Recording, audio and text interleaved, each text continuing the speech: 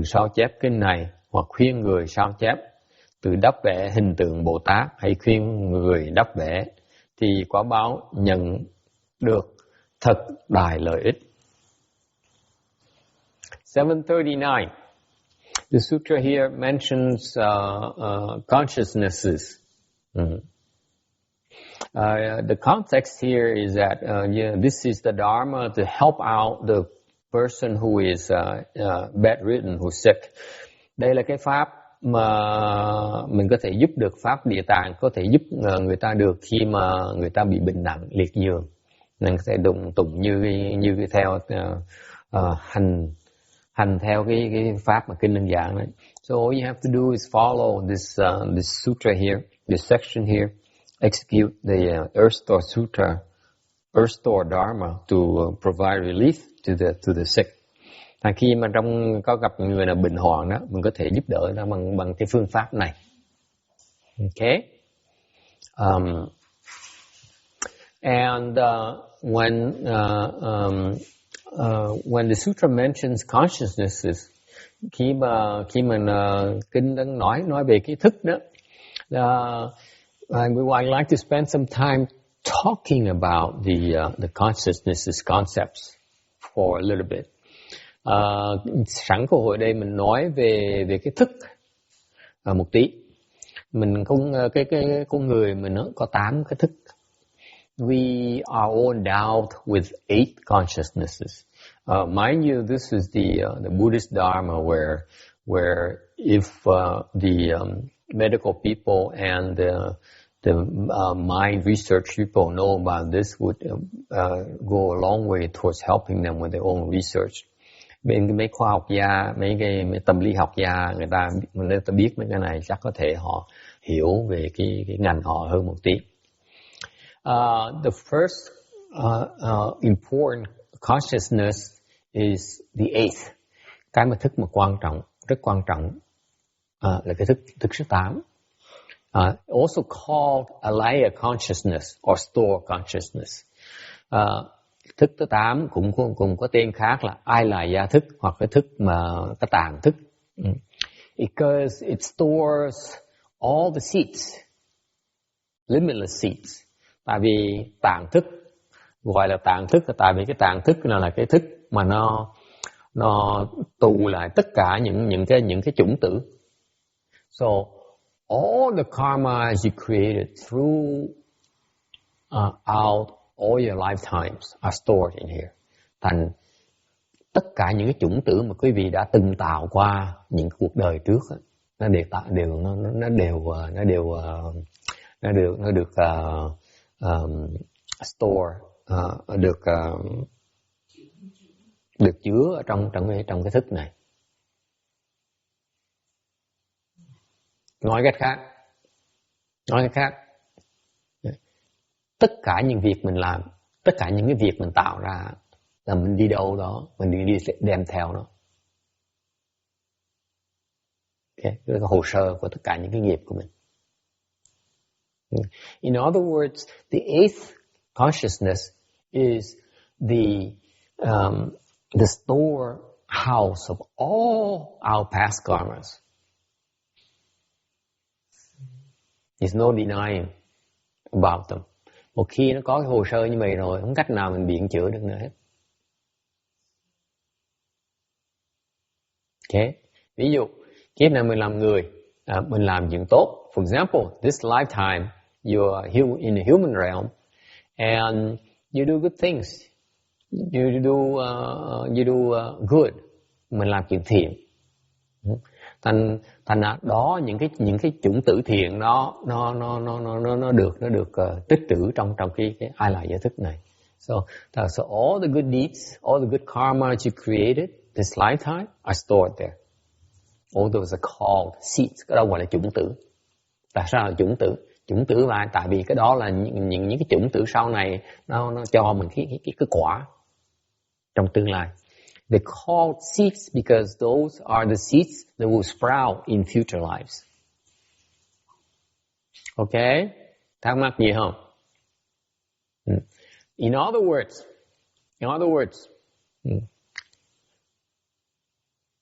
Do not think you can fool Mother Nature. Nói cách khác, không thể nào bịt được cái sự thật. Okay, it's easy for you to pull my legs. Cái việc bịt tôi dễ lắm.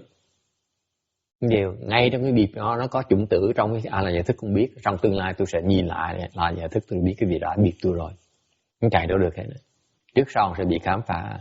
So you may be able to pull my legs right now, but in the future, when I can access your eighth consciousness, I know that you try to con me. You know two ways about it. So sooner or later, the people will find out. Thầy nói cái khác là bị vô ích thôi, là trước sau người ta sẽ biết. Okay?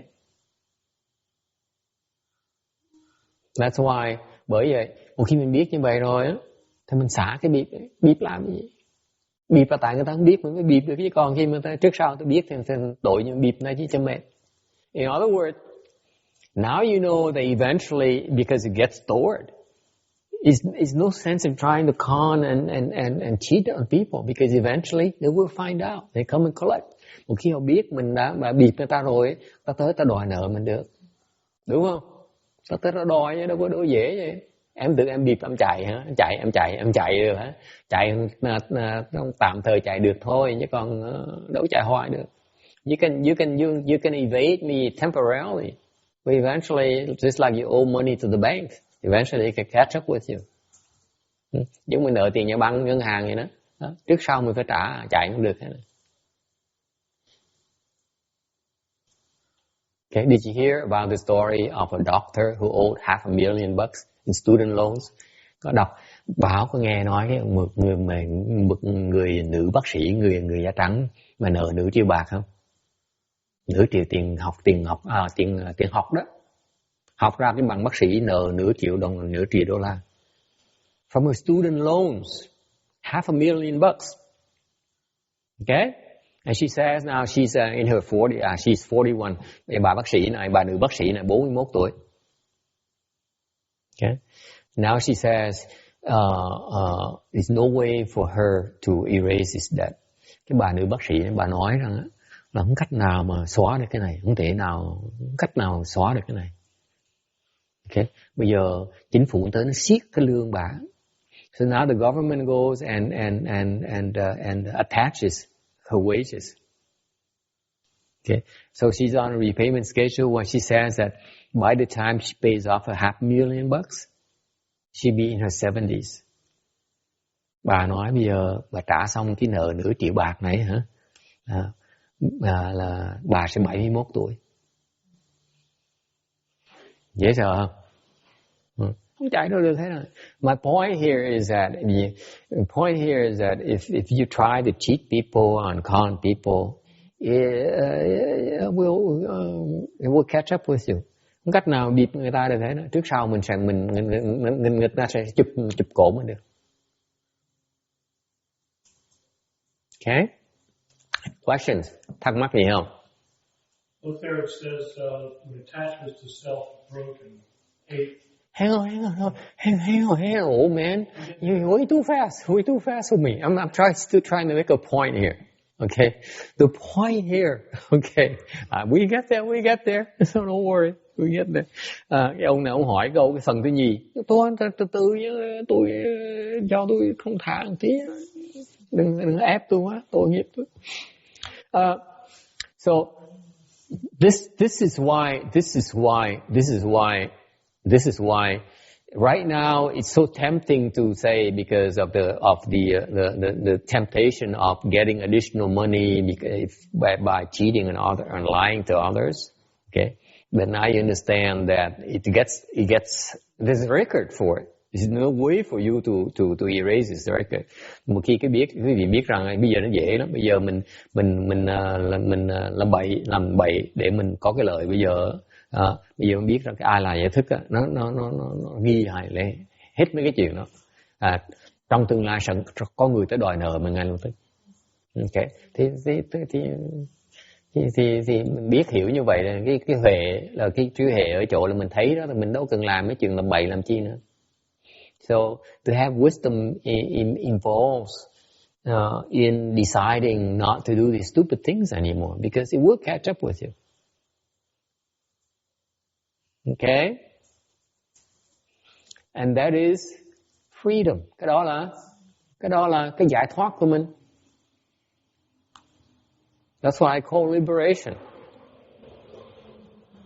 Nó giải thoát cái hiểu, cái huệ, nó giải thoát cho mình thoát cái nghiệp xấu, cái khổ.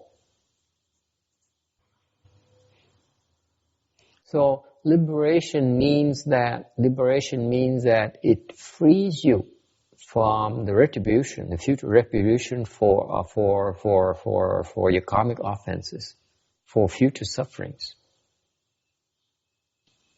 Okay? Questions, comments? Is there any dharma to manipulate the eight consciousness? Yes. I know that you can access now, with for the higher level. Yes. But my question is manipulating. Yes, there's a way, and I will come to that a little bit later. Okay.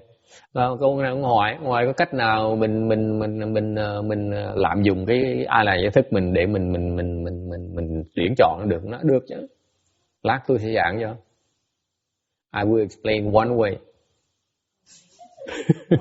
Tôi giảng một phương pháp thôi.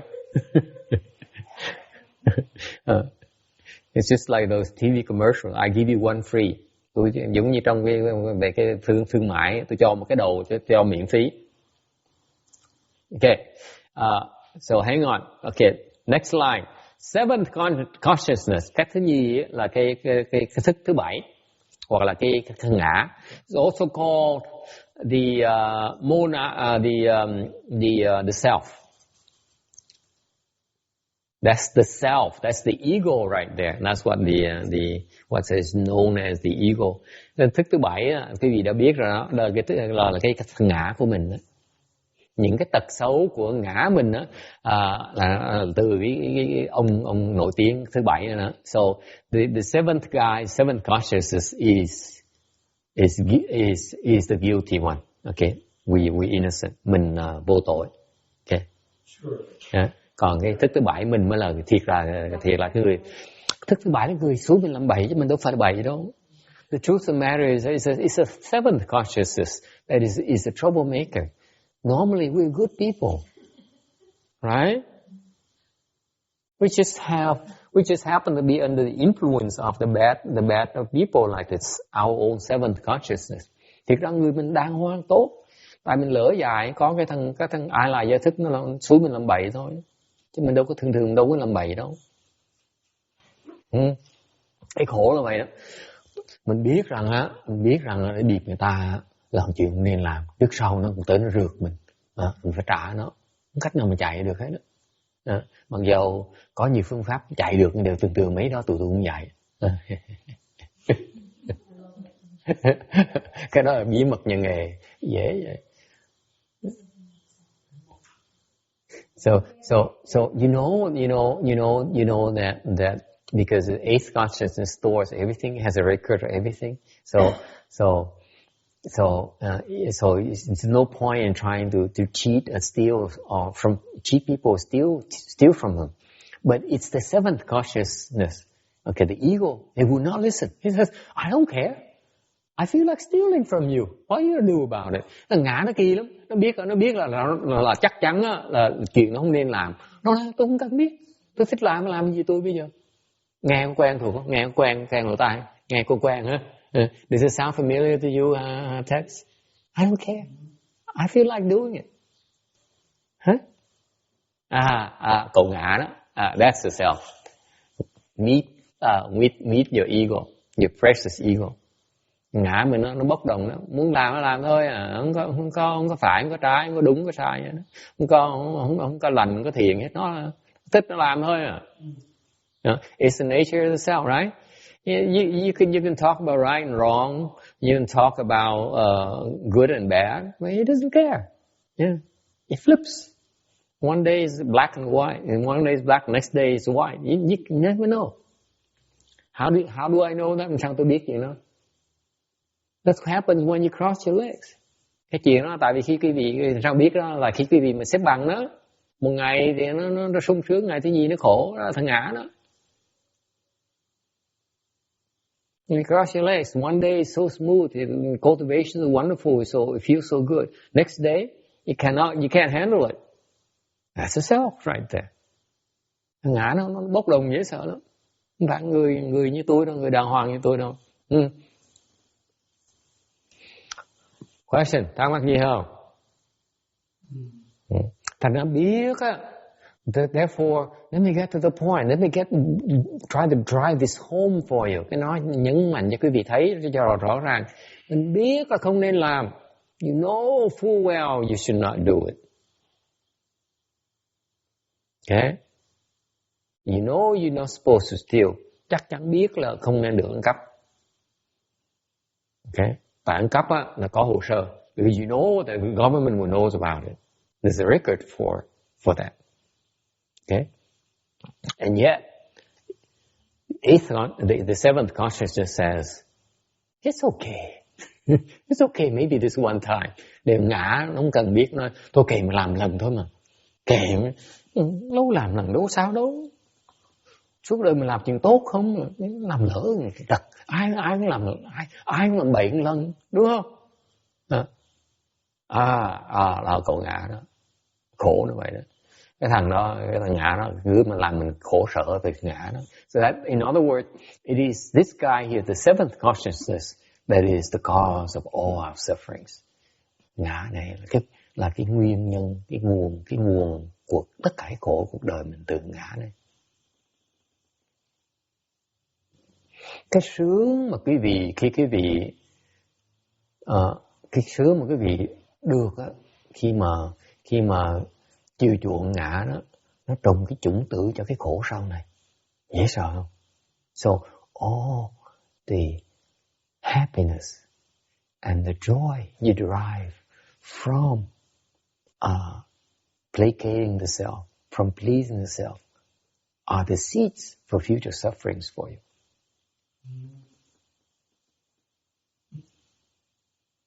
Nghe đi đốt dễ sợ không? Ain't it depressive? Yeah. Depressive, meaningless. Thấy cuộc đời nó thấy nó vô ý nghĩa dễ sợ. Một cuộc đời mình nó cũng được đời người thế gian. Cô Liên sẽ nói cho quý vị đó. Cô Liên nhìn cái gì cô Liên nói cái gì người tầm thường quá. Đi theo đuổi toàn những cái dục vọng tầm thường quá. Tôi người xuất gia đàng hoàng. Đâu có bị dính với cái đó đâu. So I say like that Venerable Lin there. And she looks at us, you lay people, and say, you lay people are so confused, so ordinary. You know, you chase after all these meaningless pleasures, okay, to please yourself, okay. Unlike myself, where she's a left home person and does not indulge in those things anymore. Phải không sư cô? Sư cô đâu mới làm chuyện đó đâu.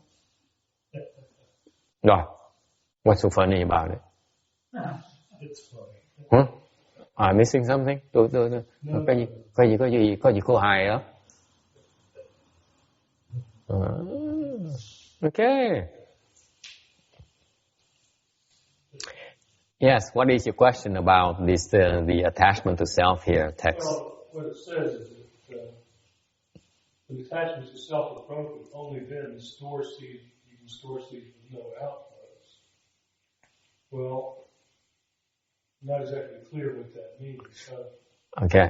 If you break the attachment to self, does that mean that all the previous attachments, all the other seeds are gone?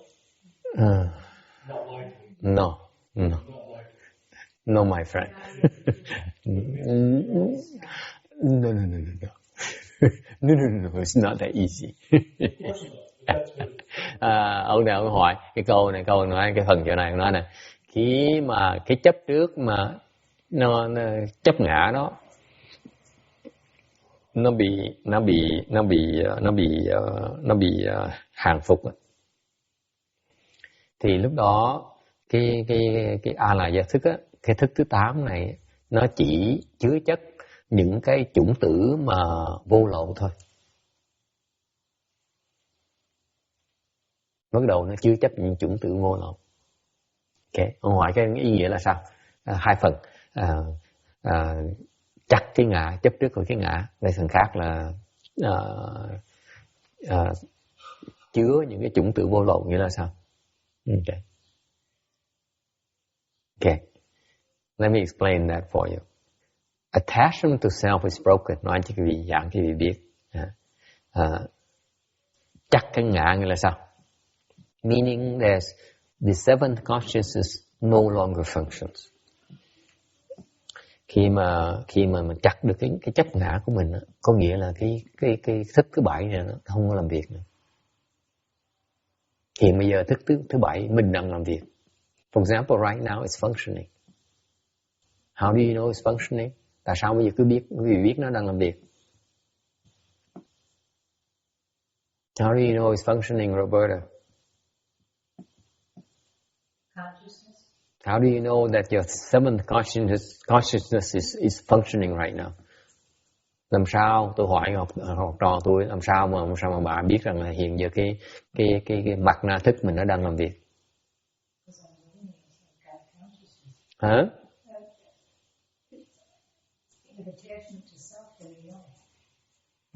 There's so many ways. Nó dễ lắm. Nó thích hay nó không thích? Likes or dislikes? I like you. I dislike you. That's the seventh. Thích là không thích, là ngã đó. When we have attachments, if you have desires, if you have plans for the future, if you have hopes, if you have anything that relates to the self, then it's happening.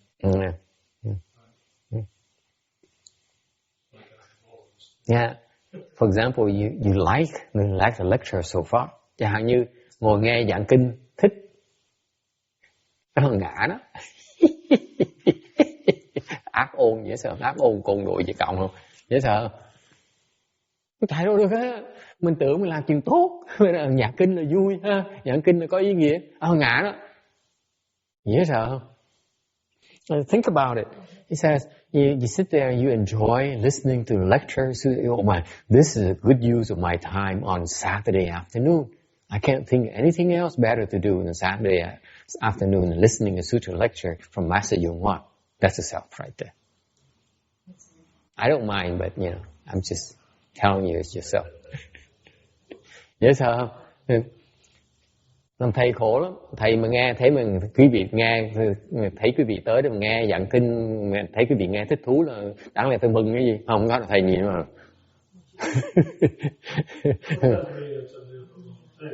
Sao mà chấp ngã dữ vậy? So every time I explain sutra and look at you and see your face of joy and appreciation, so, you're so attached to yourself. Thấy là thầy khổ vậy sợ không cô? Cô thấy khổ không? Yeah, discriminating mind. Cái tâm phân biệt đó, thành ngã đó. Yeah.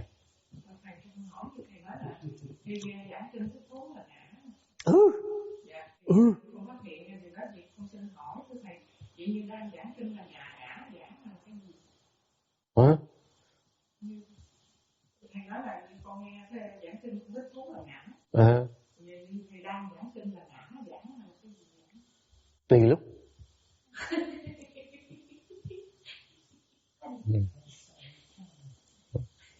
He asked me a question. He said, so if you say that when I listen to sutra lecture, then and I enjoy your lecture, that's my ego manifesting. Okay, I agree. I understand that. But when you explain sutra, is it your ego or is it something else? I say it depends.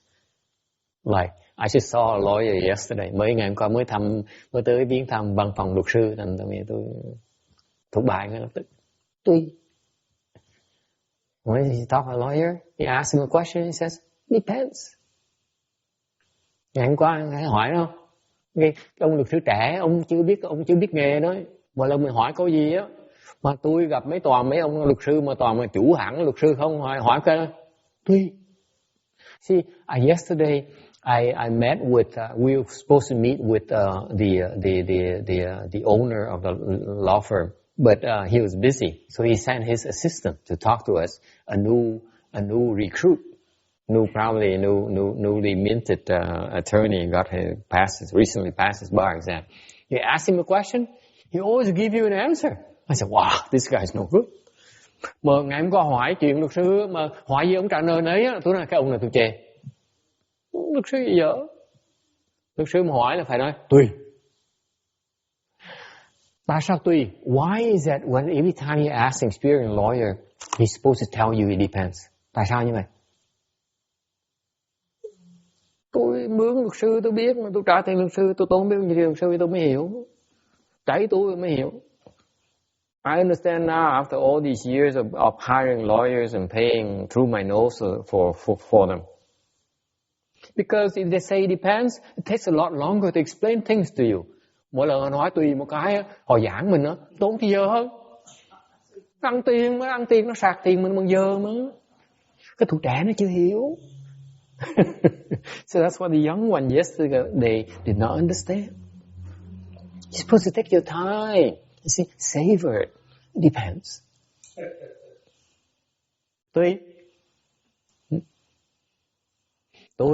Tại sao tôi nói tùy? Why do I say it depends? What's the hurry? I just explained this morning to everyone. You know, I'm the easygoing guy. My dharma is easygoing. Sáng nay quên bài học nữa. Sáng tôi mới giảng sao? Mình từ từ, mình thong thả, mình lê phê, đâu có gấp gì đâu. Không sao mà giác ngộ kịp được nữa. Trước sau mình chết trước khi mình giác ngộ. Thế gì đâu mà gấp nữa. Cứ tới. I just explained this morning, you missed the important part. I'm resigned to the fact that my chance of getting enlightened in this lifetime is zilch. So, there's no more pressure. Take it easy, Tex. Life is too short. So I take my time answering her question. It depends.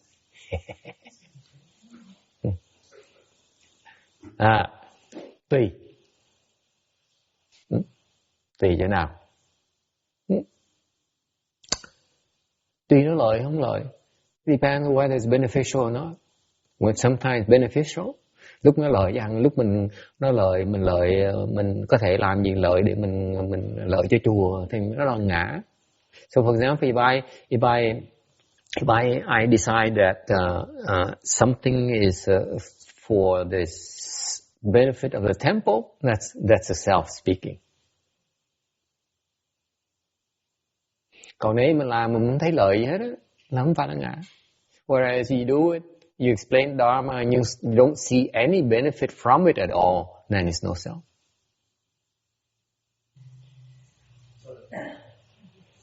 Quý vị mỗi cái việc quý vị làm á, là quý vị lời quý vị mới làm. Phải không cô? For most of us, we do things because it's to our benefit. We're not that stupid, are we? Mình đâu có dốt như vậy. Are we? Hay là mình dốt? I'll let you figure it out. Quý vị phải suy nghĩ về cái chuyện này. Ok. Trả lời được chưa hay là còn thắc mắc nữa? Ok. Có khuyên hỏi tiếp chứ. Hiện bây giờ thầy đang giảng với ngã là thầy giảng không ngã. Phải rõ chứ. Hỏi mọi dốt. Hỏi mà còn sợ. Hỏi là phải hỏi cho tới tận cho tới cùng luôn. Chứ nói như vậy người ta khinh, người ta không thấy như là nhỏ nó hèn, nó không dám dí mình. Không mất vui hết. I just criticized her and said she should have a follow-up question. So, at this point, are you is a self or is not the self? Okay? But then, she has no guts. Wouldn't dare ask me that. Because it's not beneficial. Tại sao không dám hỏi? Tại không lợi.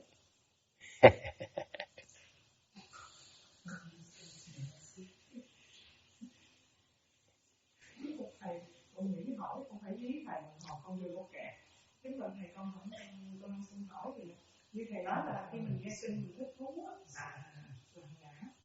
Rồi như những lúc mình không thích thú, rồi những lúc bình thường thì sao? Cũng ngã luôn nữa. So she says, so if I listen to sutra and I enjoy it, it's the self manifesting. What about normally when I don't even care or I just listen? Is that the self? I say yes.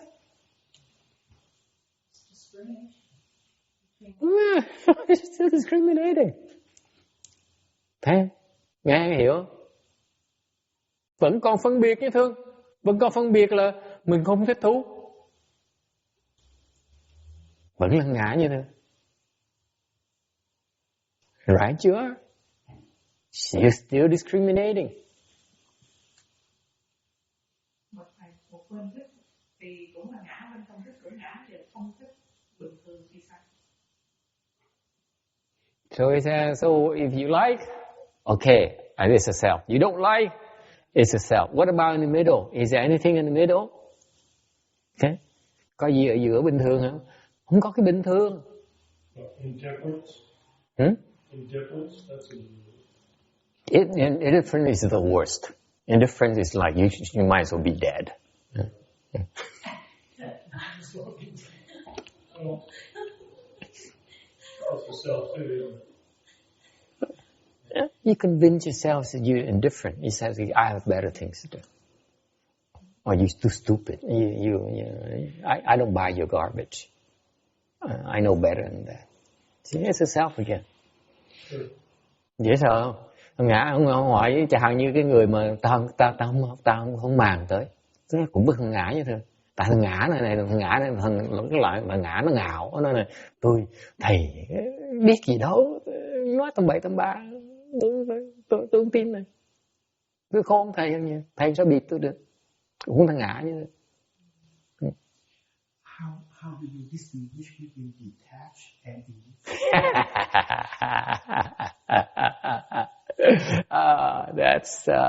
that's the kind of question that costs money. Mấy cái loại câu hỏi nó phải tốn tiền. Cái này mình giữ đó, mình giữ, không biết không? Phải trả tiền cho em. This is like those appetizers. You give them a small appetizer dish, and they say, "Wow, this is good. Let me have some more tapas." You know, I've been tried any tapas, those Spanish tapas, appetizer dishes. Or you go into Chili's. They have a happy hour when they give you free hors d'oeuvres, and you eat it, and then say, "Wow, this is nice, but it would be nice, but it's not the same without a drink."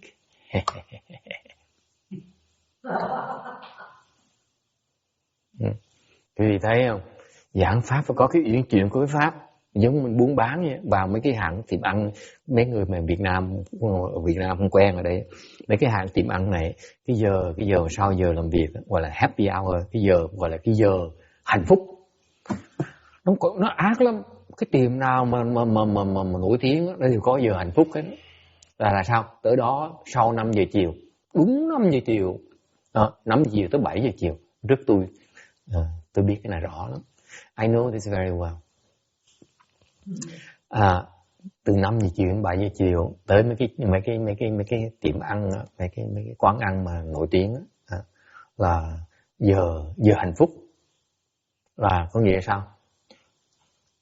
Tha hồ mà cho đồ ăn miễn phí, cho gà này, cho tôm này, cho cua này. You go to these places, they give you shrimp, they give you seafood, they give you good stuff. Okay. Đồ ăn thì miễn phí, đồ ăn nhậu thì miễn phí. Chẳng như Việt Nam mình nghĩ bữa nào mà cho cái cô Kim, cô ý kiến cho biết mở cái quán nhậu ra đùi ép kiểu như vậy đó. Cho miễn phí, 5 giờ đến 7 giờ miễn phí. Okay. Vào nhậu ngon quá mà ngon gì vậy? Mình cái thói mình sao bây giờ? Mấy ông thói nhậu phải gì? Phải uống là dê. Lá dê thằng trai thường tốn con đồng cái giờ 5 giờ đến 7 giờ đó, giờ hạnh phúc đó, một cái lá dê tốn 5 đồng. Thành ra giảng pháp không phải như vậy luôn, mình phải uyển chuyển nhé. Cái gì mình cho miễn phí, cái mình không miễn phí được nhé. Anyway, có thì phải. This I can't reveal this yet. Okay, từ từ. Yeah, chuyện quát đại sự mà từ từ. Okay. So how do you distinguish about what? And detachment. Sao biết là mình không màng với là cái mình không chấp trước? Sao phân biệt được? Indifference is associated with feelings like I don't want to do this. There's an I. I don't care. What about detachment? I don't care. Wait a minute, it sounds familiar. Wait. Không màng á là có nghĩa là tôi không màng cái chuyện này, tôi không màng, có cái tôi ở trong á. Còn nếu mà không chấp trước là tôi không chấp trước. Không. Có cái tôi ở trong đó. Để suy nghĩ lại tí, so how do you distinguish non-detachment? Non-detachment. Detachment, not non-detachment. Non-detachment is a new word. Have yet to be invented. Yeah? How? None of that would be present. That's one way to determine it. Sao mình biết? Mình biết là mình không chấp trước. Sao mình biết? I don't know, tôi đâu biết đâu, tôi trả lời được.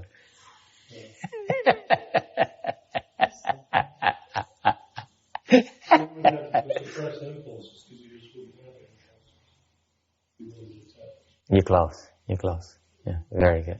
It's not bad. It's not bad for an old fart. Yeah, not bad. You're close, actually. Yeah. But then, if you have no impulse, it also could be in a state of samadhi, right? No impulse. That's detachment, isn't it? No, samadhi is not detachment. Samadhi is an absence of impulses. Temporary absence of impulse. You got that? Temporary. Okay, well, I'm having trouble with No more temporary. So samadhi is not detached. Huh? Samadhi is a temporary respite. Yeah, temporary repression of the self. It's a repression. Samadhi is a repression. Yeah, basically, yeah, it's suspension of the self. That's it. It's just a repression. Okay. It's just suspended temporarily. Okay, detachment is another thing altogether. Yeah, it's entirely different. In that case, I don't know what it is. That's why I don't know either. Tôi đâu có biết. Okay, thắc mắc gì nữa không? I didn't get it. I don't get it either. I just told you. Ông hỏi câu hỏi, con vẫn chưa hiểu. Tôi đâu có hiểu đâu, mà sao đòi hiểu? Bởi vậy tôi giảng được. Okay. When you get there, then you know. Okay. Yeah. Phải tới đó sẽ thấy được. Còn nếu dùng chữ mà diễn tả cái đó, cái gì không hiểu đâu. You have to get there, then you know. Because if I have to use the words to describe it to you, you don't get it. You cannot get it. Right. It has nothing to do with words. Tại sao như vậy? Sort of. It's not like that. Nói là tại vì không có liên quan gì với cái chữ hết á. Nó chưa chắc. Giống như vậy. Cái đó là mấy người thầy mấy cô chuyên môn dùng cái chữ đó, chứ thiệt ra không phải như vậy đâu. Tại sao như vậy? Tại sao bây giờ tôi giảng cái vị hiểu không được? Why is it when I explain it to you right now you can't get it? Hả Sư? Tại sao giảng mà vẫn hiểu được? Người có hề mà. Cái cô thấp vậy sao mà người có hề một tí đó ha? Cô có hề nữa, để hỏi cô thử sao, tại sao bây giờ giảng hiểu được cái người có hề? Tại sao họ giảng không hiểu được? Tại sao giảng không hiểu được? Cái này quan trọng dễ sợ. Cái này quan trọng không thể tưởng được. Ngày nay không cần làm gì hết. Giảng này xong mình đi về đủ rồi. Mình giảng này học này đủ rồi. Học nhiều quá mệt lắm. Nếu tôi giảng xong cái này mà hiểu được cái này rồi là quý vị về được rồi đó. Tại vì cái này nó quan trọng dễ sợ lắm. Không ai không kiếm chỗ nào khác được đâu. Mà cái này mà cái như vậy mà nghe được cái này rồi quý vị hết phước rồi đó. If you hear this, your blessings run out. We hear this, our blessings will run out. Yes, if you get this, your blessings run out. Tôi giảng này quý vị hiểu được là quý vị hết phước ngay lập tức. Nó hao như vậy đó. Tại sao vậy? Không trả lời tôi không nói nữa nha. Không nói là thầy cũng giảng đâu á. Tại sao vậy? Hả? Tại sao tôi giảng cái gì không được? Tại nói cái gì không hiểu được. Cái gì dốt, sao mà giảng được?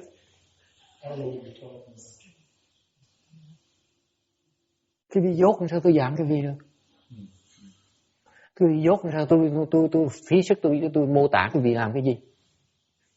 You're so stupid right now. Why do I bother wasting time and energy trying to explain things to you?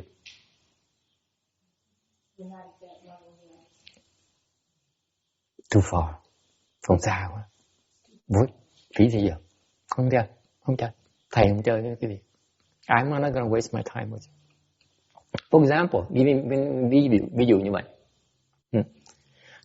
Cái vị nhớ tuần trước có thằng nhóc nó khoảng chừng 2-3 tuổi nó tới, thằng tên Joseph không, con hai cái cặp vợ chồng trẻ đó. You remember there's a terror boy that comes 2 or 3 year old who came here last weekend. I think it's Janice's son or something like that. Last time I checked, như con của đệ tử tôi thì phải đó. You remember that guy? Would you try to explain math to him? Nó 2-3 tuổi, quý vị giảng toán học cho nó không? Có muốn bỏ thì giờ giảng toán cho nó không? Chứ cái gì đâu có nói dốt như vậy, đúng không? Nó không sao nó hiểu nổi. Nhiều cái vị như vậy nó dốt quá này.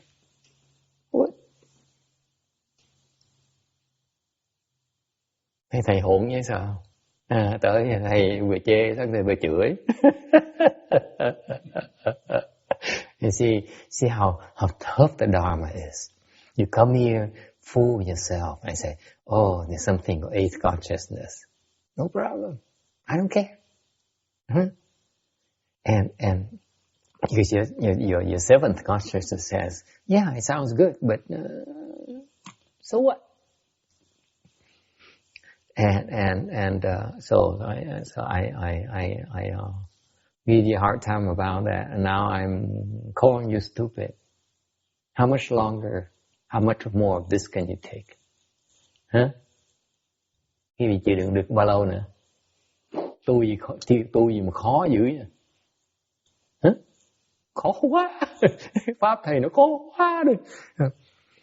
Thì tôi tịnh độ thôi, đòi hiểu hỏi làm gì? Tôi nói phè rồi, nó phè đi, đừng có đòi hiểu. That's why I'm choosing a Pure Land, because you guys are hopeless. Explain. Giảng hoài mà hiểu. Giảng vô ích. Gửi đi tịnh độ cho nó xong chuyện. Tí thì giờ nhìn cái con lượng, tôi là đệ tử Tiến Hóa mà, tôi là Hòa Hành, thầy tôi là tổ sư, cái gì mà tôi không hiểu được. Mà nhìn mặt bạn này, thôi, vui, không thèm giảng. Dạ không hiểu, dễ sợ như vậy đó. Quý vị mới hiểu, bây giờ quý vị mới hiểu được là cái tâm, nó là nỗi khổ của ông Tiến Hóa đó. Ông nhìn mấy đệ tử, tôi là nó ngu quá. Nó giảng hoài, nó không hiểu. Tôi khôn rồi, nên là dốt qua không thành giảng làm gì.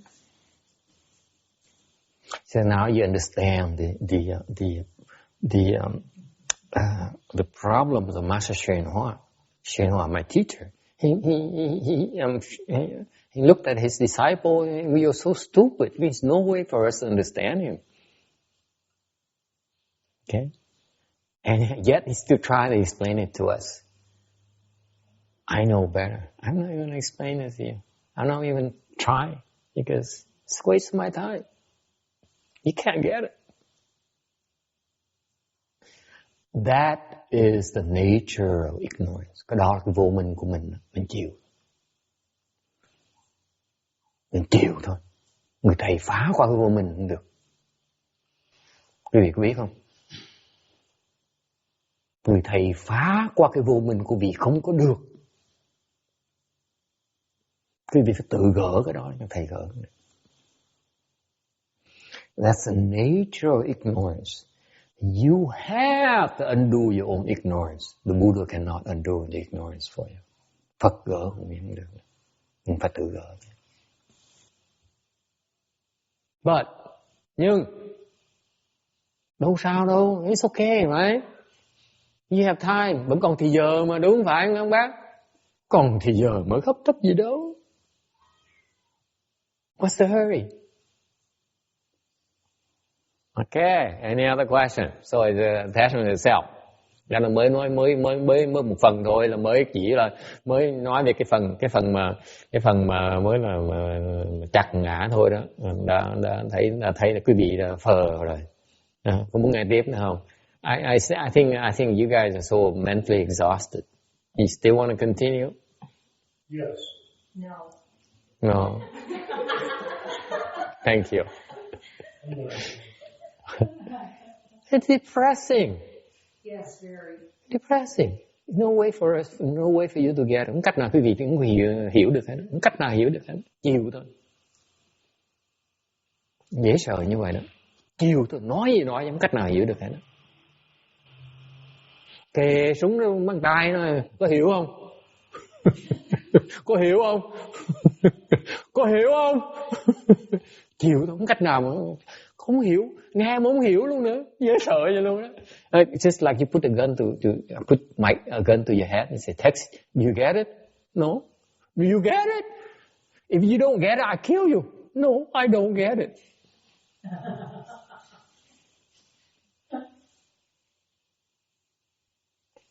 That's how depressing it is for a teacher to look at you and say, "Yeah, right." Bây giờ sao bây giờ? So what to do? Vãng sanh. I keep on telling you, tôi nói rồi.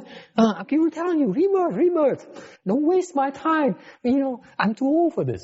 Tôi nói cái gì rồi? Vãng sanh đi, đừng có làm phiền thầy nữa.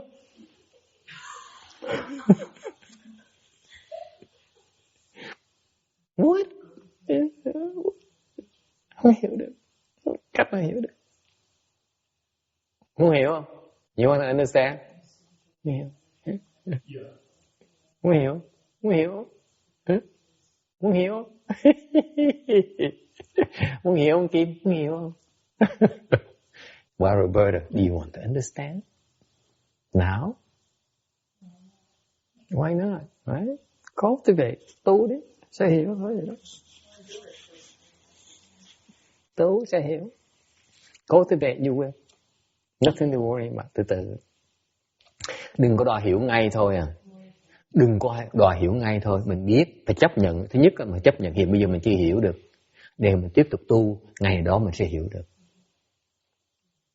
So the important thing here is twofold. Number one, you have to be realistic about it and recognize that right now your ignorance prevents you from getting it. But if you keep on cultivating, eventually you will overcome your own ignorance and will get it. So that's why I see two kinds of people in the world. Bởi vì tôi thấy có hai loại người trên thế gian này, có hai loại người thôi. Okay? Hai loại người nào? What are those two kinds? You must know at least one. Chắc chắn quý vị biết một người chứ, loại người chứ, loại nào đây bây giờ? Yourself. The ignoramus is like yourself. Mấy cái người dốt như quý vị đó biết mà. Đúng không?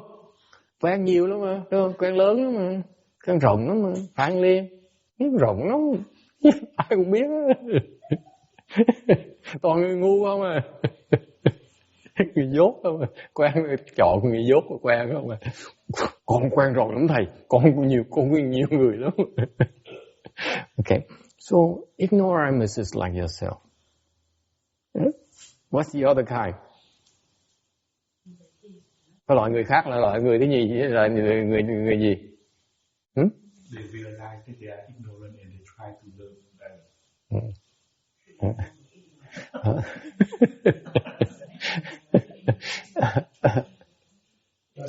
Huh? Do you want to answer? Yeah, what's the answer? Well, what's the second kind? Well, according to J.G. Bennett, there's two kinds of people in the world. Uh-huh. And he calls them psychokinetic Uh-huh. and psychostatic. Okay. It's basically people that are trying to develop, that are working on themselves, Uh-huh. people who aren't. Uh-huh. Those are the two kinds of people. What is psycho? Psychokinetic. Psycho, what does psycho refer to? You couldn't use these big words. No. When you use these words, you better know what psycho refers to. I'm taking your words, okay? Because in Buddhism, it's very precise for me. When I say 8, it's 8. I say 7 is 7. I say 6 is 6. 5th is 5th. Okay? Because they represent, they describe a very specific concept. So when you say cycle, I think of cycle number 1, that movie, cycle number 2, cycle number 3. And I thought, maybe it's not. You see what I mean? It's not as precise in my mind when you use the same word. Right, okay. What is cycle? Right, well, basically you're talking about people's psychology. You say psyche. People are moving. Nah, he's nowhere near. When you use the psychology thing from the English language, imprecise. Okay. Which psychology is this? Is which one? 8, 7, 6, 5? Which one? See the confusion of the Western language. Psychology is a mess. So you don't have the answer. Okay. Well, the concept is still the same. It's people that are trying to develop and people who aren't trying to develop. And that's what he means by it. Mm-hmm. That's what I would say the same. I think he's right. Yeah, along the line. The way I like to present it is that the first kinds are the fools.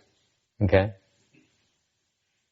The first kinds are fools and who don't know it, and second kind are fools who know they're fools.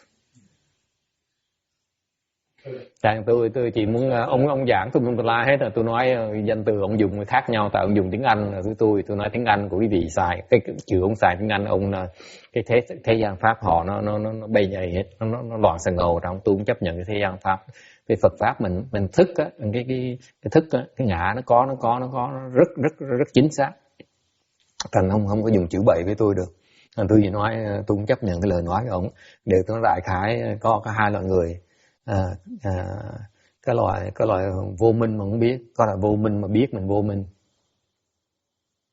And the second kind is the fools who know they're fools. That's all. Yeah, it's just a joke. That's all. Mình kể chuyện khô hài chơi, tại thấy quý vị đầu khói trắng. I see it's like when you do kung fu and you have problems. That's when, according to the kung fu movies, your head on the top of your head you begin to have a column of white smoke rising. I mean, you're going crazy.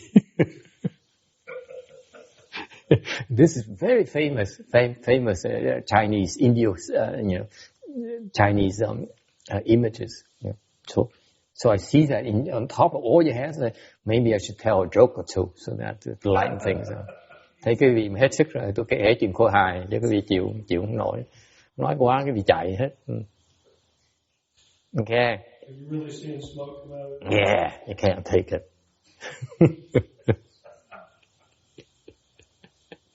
Okay, so what happens is that when you cultivate, okay, you know you're full, you keep on cultivating anyway. Ta nói cái khác là khi dù quý vị biết mình là dốt, mình vô mình vẫn tiếp tục tu như thôi. Okay, thì ngày nào đó mình phá được cái ngã của mình. So one day you will break the attachment to the self. It will happen. Tu một ngày đó sẽ phá được cái ngã của mình, chấp trước ngã của mình. Okay. Then from then on, sau khi đó rồi á, thì từ khi mình phá được cái chấp ngã của mình rồi á, thì những cái chuyện mình làm á, from then on, everything you do, okay, generates only seeds without outflows. Lúc từ khi mình phá được ngã rồi á, từng cái chuyện mình làm á là những cái nghiệp mình tạo ra toàn những cái nghiệp nó vô lậu. Thành nó chỉ nó cái a la giải thích mình chỉ còn chứa bắt đầu nó chứa những cái loại nhân vô lậu thôi. I'll get a really stupid question. Yes. What's the point? Somehow it doesn't surprise me. Okay. What's the point of seeds without outflows? You know, the seed is going to do something. We can understand that. But you want to have seeds that have no outflows. Ông Hoài, tôi có một câu hỏi rất là dốt. Tôi không có lại gì cái chuyện câu hỏi dốt của ông. Ông câu hỏi đi. Ông nói là tại sao mình phải cần cái loại chủng tử vô lậu làm cái gì? Why? Tại sao mình cần chủng tử vô lậu? Why do we need seeds without outflows? There is no carbon, no death. So you don't carry it. Tại sao cần chủng tử không vô lậu chủng tử? Tại sao vậy? Why? Tại sao vậy? Phải có chủng tử vô lậu mới giải thoát được, không chủng tử toàn lậu xong chừng nào mới giải thoát được. The seeds without outflows are the seeds that will eventually bring you liberation. Right now you're caught up, you're bound because you keep on generating seeds with outflows. And you relish doing that. And you're binding yourself and are very proud of it. Tại sao mình cần chủng tử vô lậu? Cái chủng tử vô lậu là cái chủng tử nó đem đến cái sự giải thoát cho mình. Không có chủng tử vô lậu mình không thể nào giải thoát được hết. Hiện bây giờ quý vị đang tạo toàn chủng tử là có lậu, hữu lậu không à. Vì vậy quý vị mới bị vô minh, quý vị mới bị luân hồi, quý vị mới bị kẹt. Mà mỗi lần mà quý vị tạo ra cái tệ nhất là hiện bây giờ, trong lúc mỗi lần quý vị mà tạo ra những cái chủng tử mà có lậu đó, hữu lậu đó, quý vị rất là thích thú, rất là mãn nguyện, rất là gì đó, đắc ý, hài lòng là dễ, đắc ý mà cái tội chứ. Đắc ý hay sao? Mới lúc mà tạo cái chủng tử hữu lậu đó, hay quá. Giảng pháp mà nghe hay quá. Hữu lậu em ơi. Going back to enjoying the sutra lecture explanation. Seed with outflows. But at least it's good seed, right? Well, yes, it's actually seeds outflows, and then also without outflows. Thực ra tôi ép quý vị tí, trong chủng tử đó có chủng tử vô lậu trong đó có. Nghe kinh mà thích hay đó, có cái chủng tử vô lậu ở trong đó.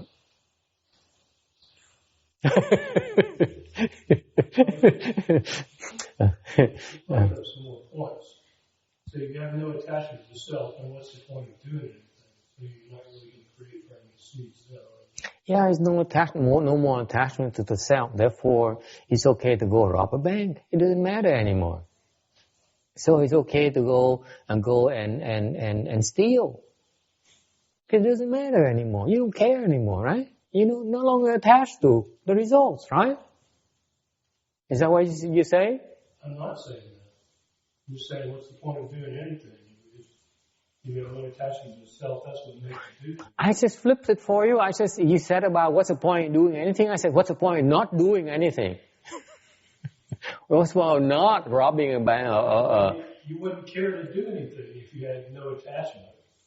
Why would you go rob a bank if you have no attachment to the result? Because you're not attached to the results of the punishment you receive for robbing a bank. You think you can rob a bank and get away with it here in this country? Forget it. At least you don't have the skills to do that. But then I just flipped it over for you. I just flipped it. I said, so you say you don't care. What's the point in not doing? So why don't you ask yourself what's the point in not doing? Because it doesn't matter whether you get punished or not. Same reasoning. You won't even want to do that if you have no attachment. You wouldn't want to do anything. That's what I'm saying. You want to do anything if you have no attachment. That's true. That's if you look at it that way. I can't see any other way to look at it. I'm just saying, well, nothing matters, just go do whatever you want. Ông nói nếu như mà khi mà mình phá được cái chấp ngã mình rồi thì mình có gì mình cần làm nữa đâu. So in other words, what's the point in reciting Buddha's name? What's the point in seeking rebirth? Right? Once you break the attachment to the self, you're free. You don't need rebirth. Nói cách khác là khi mình phá được cái chấp ngã mình rồi thì đâu cần làm gì nữa đâu. Nói cách khác là mình phá được chấp ngã thì đâu cần vãng sanh làm cái gì nữa, đúng không? Cái gì quan trọng nữa đâu, đúng không? Is it true? Well, it seems like you're in a whole different ballgame when you break all your attachments to yourself. You must be under some different laws or different rules. Mấy cô này, mấy sư bà, mấy sư cô này, mấy ni sư, mấy sư bà này bây giờ được lên chức rồi. Tại thế dốt quá, chịu chốt bây giờ cho lên lon. Mấy ni sư với mấy sư bà này không dám trả lời nữa luôn nữa. Tại sao vậy?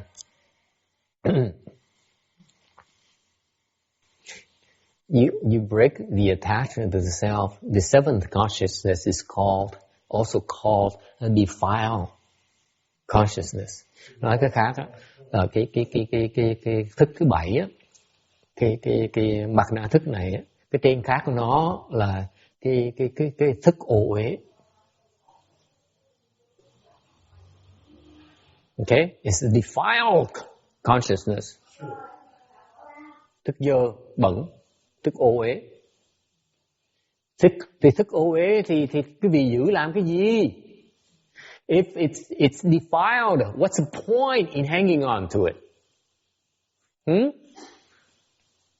Aren't you better off getting rid of your defilements? Nói cái khác, mình biết nó là cái ô uế thì mình giữ nó làm cái gì?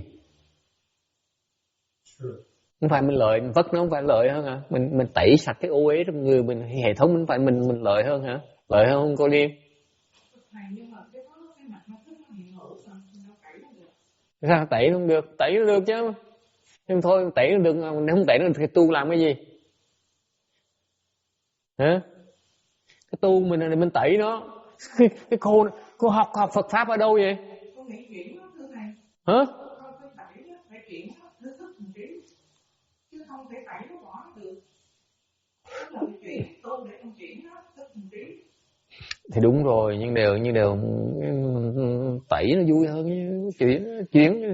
chuyện không có ăn tiền.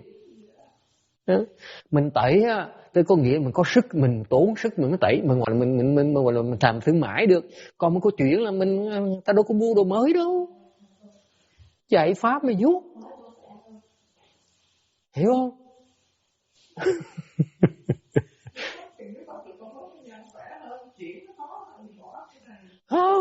Không, bỏ người ta mới mua đồ mới.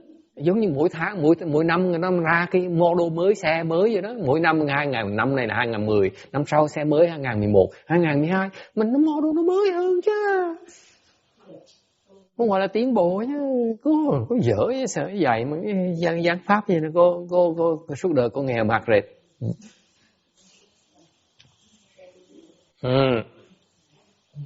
So what's the point? nó là cái thức này là cái thức mà nó dơ bẩn. Đó, mình tẩy sạch nó nữa.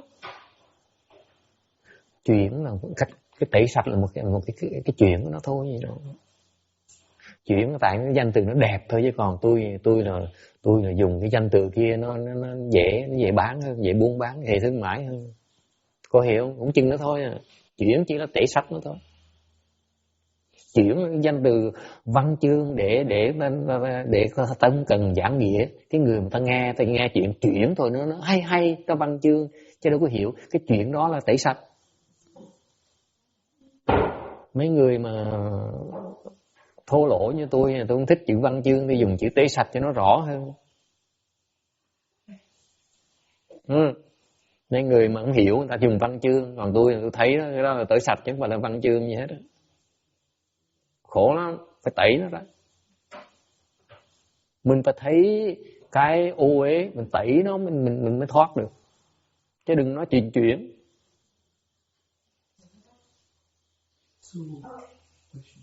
So the saving consciousness is that there's no good in there. There's no redeeming qualities whatsoever. He is a troublemaker. He's yeah. That's not rub it in. Nói cách khác là cái a la gia thức là tầm bậy. Không có, nó hoàn toàn nó vô dụng, nó chỉ đi tầm bậy thôi. Không có gì tốt ở trong, phải cần giữ hết. Tẩy chay. Vui không? Tu nó dễ như vậy nữa. That's how easy it is. Cultivation. You just see. She says that you transform the seventh consciousness into something else. So that's why she sort of disagreed my use of getting rid of it. I say I'm cleansing it. I'm cleansing and ridding it, meaning that I'm cleaning it out, all its defilements.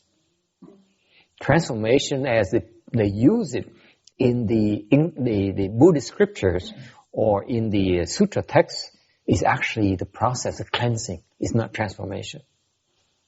No transformation. Only cleansing. So those who don't know would prefer to use the transformation word. I prefer the blunt approach, where I say it's actually cleansing. It's hard work. It's dirty work. It's dirty work. Mình muốn rửa là mình phải dơ. Đúng không? Rửa son á, buổi tối ngày nào cũng rửa son, mình thấy tay mình nó dơ, sao mà sạch được?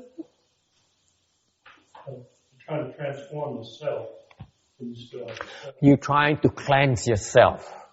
Just like doing the dishes. Before you dish, you can clean your dishes, your hand has to get dirty first. I don't agree with you. I'm just talking about it. The seven consciousness of the self, and you can't transform it. You just clean it. When you clean it, then it becomes transformed into what? Into a lack of defilement. It transforms into something very useful. Called. Sau khi mình tẩy sạch nó rồi, nó tự nhiên nó chuyển hóa, nó biến thành cái gì? Thành rất là hay, thành cái huệ, becomes wisdom. It's no longer consciousness, becomes wisdom. Okay? Thành của hệ. Okay. Still doesn't get transformed into the eighth consciousness. Still. We get there. Hang on, we get there. Okay. Okay. Any other questions? I get confused. So, if the seven consciousness is only contain only defining and stuff, then we will be working on taking complete destroying it, not transforming it. Because if you transform, what will you transform the seven consciousness into? Well, the transformation is okay. The word transformation is okay. Again, it's like a literary term, and it's kind of flowery term. And I'm trying to be more specific for your sake. The transformation here involves the cleansing. It's not like I transform because I have so many good things in here. I can simply transform it. I say, no. You get rid of the defilements. That's a transformation. Okay? Transformation in the sense by ridding yourself of all defilements, then it becomes a new entity called wisdom. The beauty of transformation process, okay, cái hóa, cái chuyển nó, cái pháp chuyển nó là bằng cách mình tẩy sạch nó. Mà khi mình tẩy sạch nó thì nó mới thành huệ được. Okay. Chứ đừng có nghĩ khi mà ta nói dùng cái chuyển là có nghĩa là trong cái chuyển là mình cái chuyển là trong đó nó có cái tốt ở trong đó. Mình có thể giữ cái tốt trong đó. Tôi nói là trong cái mặt na thức này không có gì tốt hết nó, mình phải tẩy sạch nó ra mình mới chuyển nó được, nó thành huệ được. Okay. Đừng có chấp cái đó. Đừng có chấp cái đó. Nothing to attach. Okay. Any other question?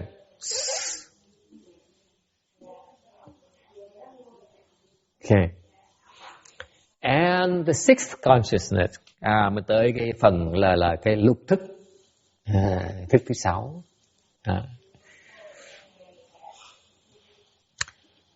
Thức thứ 6 á là cái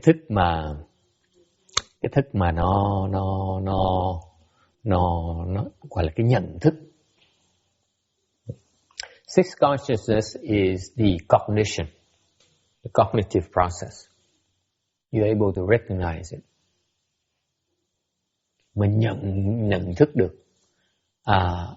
Okay. Thức thứ 6. Mình nhận diện nó được là nhờ cái thức thứ 6 này. Càng mình nhìn nó. So let me go to the first 5 consciousnesses then, because the first 5 and the 6 work in conjunction. Cái 5 cái thức đầu á, với cái thức thứ 6 nó làm việc chung với nhau.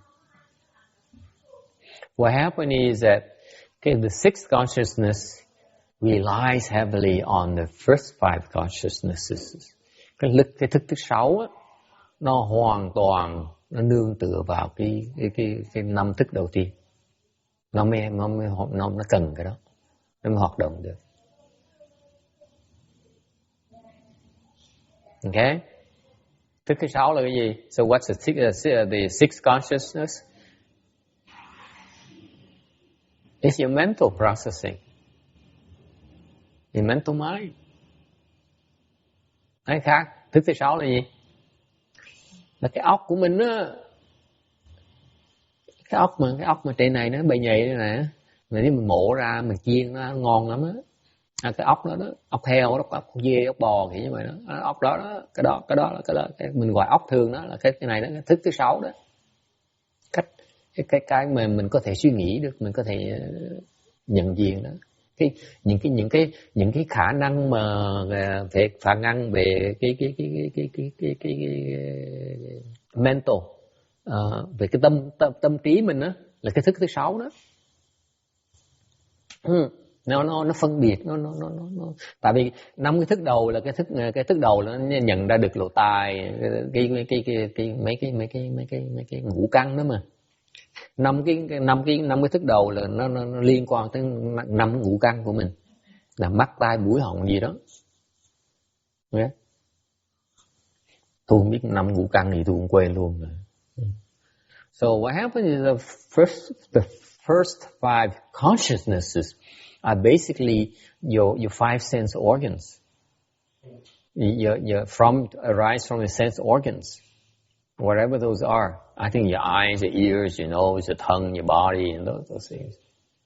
Is it something like that, right? Nose, tongue, touch, hearing, and seeing. See, that's 5. See, I still can count. Okay, but then all those 5s are basically collecting data from the external world and bringing it to your brains. And the 6th one is the one who puts them together and process it. So it's a mental processing. Bởi vậy cái 5 cái thức đầu tiên hết á, là cái tai, mắt, tai, mũi, họng đó, 5 thức đầu tiên đó nó thâu nhập những cái ngoại cảnh, dạng cái âm thanh, nó đem âm thanh vào óc mình. Okay. Nó nhìn thấy một cái sắc, nó đem cái sắc vào trong óc mình. Ăn cái đùi ếch thì cái lưỡi nó cho mình cái vị đó, nó đem vào cái óc mình. Thì cái óc mình là cái thức thứ 6 đó, nó nhận diện được cái đó. Ok, is it clear? Nghe rõ không? If they knew about this separation of things, they're much better off. Anyway, I'm tired, giảng mệt quá. Thầy giảng mà không bằng gì nữa đó, hỏi nói hoài bằng cái gì, nói thầy hỏi mà không hiểu gì. I look at your blank stare, I still don't get it. So it's exhausting, mentally exhausting. Yes, I can't. My sixth consciousness is just so exhausted. Cái thức sao tụi mình nó mệt quá rồi. Mệt quá đây, làm việc nhiều quá đây. Thế cứ thấy quý vị mà thấy cái mặt cái đờ rồi tôi chán. Ok, ai thắc mắc gì nữa không? Cần 8 thức. Mình cái óc mình nó cần có các 8 thức tất cả, nó làm việc chung với nhau. So the 8 consciousnesses collaborate together, okay, and give us all these mental capacities, okay. Yes. Can you use the 6 consciousness to work on the 7? I mean, like try to give by using the 6, or how do we? Bây giờ hỏi vì trường hợp như vậy thì ông Ước mới hỏi là mình có thể dùng cái phương pháp nào, chẳng hạn dùng cái lục thức để mình rửa sạch mấy cái a la gia thức. I'm glad you asked. Ông hồi nãy chắc ông liếc cái này, ông giờ đó ông hỏi để ông lè mình. He probably had a glimpse of the next slide already. That's why he asked the question. You have to start with the sixth consciousness. Muốn phá cái này, phá cái bộ mình phải bắt đầu với cái lục thức. Thức thứ 6. Thức thứ 6 là cái thức mà nó chuyên môn, nó phân biệt. Ok. Nó mổ xẻ. Không mổ xẻ, không phân biệt nữa. So you start with the 6 because that's the one that constantly discriminates. Okay? Black or white, right or wrong. Okay? And you say, stop it. I'm no longer discriminating. Give you an example. People say something, you say, you're so gullible. Chẳng như, cái này chắc là không liên quan gì cái gì đâu, nhưng để về mình kể ví dụ chơi thôi. Và người ta tới ta nói là cô khờ lắm. Ta nói gì tin ngay, ta hót tin ngay. He's so gullible. They flatter you and they butter you up and you buy it all. Okay. Nghe choáng thôi. Tôi mà nhẹ dạ được hả? What do you say? Say me? Mua? Gullible? Wait a minute. Làm sao có chuyện đó được? Tôi làm sao nhẹ dạ được? Tôi là già đầu rồi, tôi kinh nghiệm đâu có dễ mà, đâu có nhẹ dạ như vậy được. I'm an old fart. I'm not gullible. I've been around the block several times already. Là sao? Thức thứ 6 đó. Không có đâu, tôi không nhẹ dạ đâu, tôi không nhẹ dạ. Là phân biệt. Chứ người ta nói mình á, nói ông người nhẹ dạ với sợ, tôi nhẹ dạ. Cái đó mới là không phân biệt. Mình đính chính đó mình đang phân biệt. Dễ sợ không? Mà tôi hỏi quý vị, có ai mà tới mà đổ lỗi cho mình không đính chính không? Có ai tới đổ lỗi với mình nói là nhẹ dạ quá đấy, không đính chính không? Có ai không đính chính không? Bởi vậy không bao giờ giải thoát được, không biết phương pháp mà giải thoát. Đính chính không có đâu, lầm rồi, tôi không phải như vậy đâu. So I'm asking you, okay? Are you the kind of person when people come to you and say, Tex, you're so horrible, you're so pitiful, and you say, okay, I'm pitiful, okay, you're right. Can you be like that? Most people say, oh, no way, you got it all wrong. It's not. You should hear my side of the story. Would you like to hear my side of the story? Có muốn nghe cái câu chuyện mà từ khía cạnh của tôi không? Hả? Phải cho tôi cái cơ hội để tôi giảng, kể cho gì nghe cái khía cạnh của tôi chứ, tội oan cho tôi chứ, tội nghiệp cho tôi chứ. Đúng không?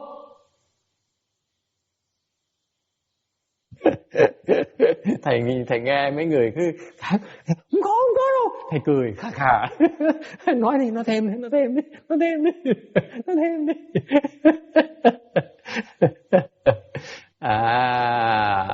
Mấy tuần này tôi vui vậy đó. Khai qua, không có đâu, tôi cái mày, nó ngồi mình cười ngất mình à, sao người ta chùa vui quá. làm trò hề cho thầy. Có mình cười vậy thôi. Không ai cũng nhăn mặt, ai trời sao mình khổ dữ. Mình nói là mình cười thắt buồn luôn á. Vui quá đấy. Mà mình cười, mình không dám cười ra, khổ chứ. Có mình thấy cười thôi. Thầy quý vị không biết đâu, ngồi giảng pháp khó lắm. Nhiều khi mình muốn cười xong mình không dám cười. Tôi cười không chảy nước mắt luôn. Tôi thấy thì khôi hài quá đi. You are very weak. You should have this like 2 weeks ago.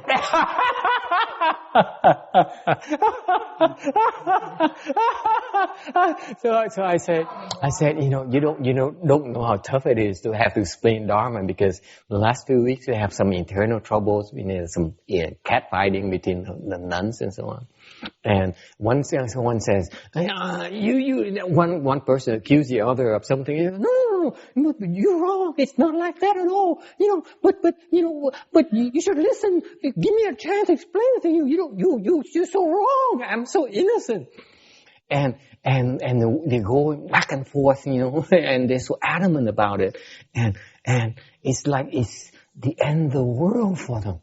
I sat up here, and I was laughing. I was dying of laughter. I could not even dare laugh. I guess not. You're still laughing.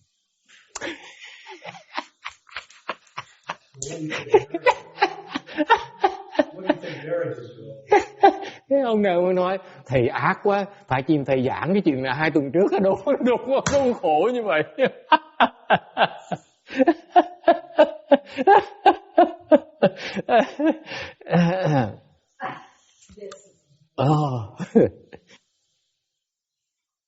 Okay, so therefore, to start out with, not discriminating. Bởi vậy mình bắt đầu mình không phân biệt nữa. Không cần biết đúng là sai, không cần biết phải là trái, mình chỉ làm thôi. Ok, ta nói gì nói kệ người ta. Đó, mình cái thằng ngã nó nhảy, sao dám đụng tôi? Tại vì một khi mình phân biệt cái thằng ngã nó nhảy lên cái không có, cái này là sai rồi, cái này là sai rồi. Cái này tôi oán. Sao ác vậy? See? Sao ác vậy?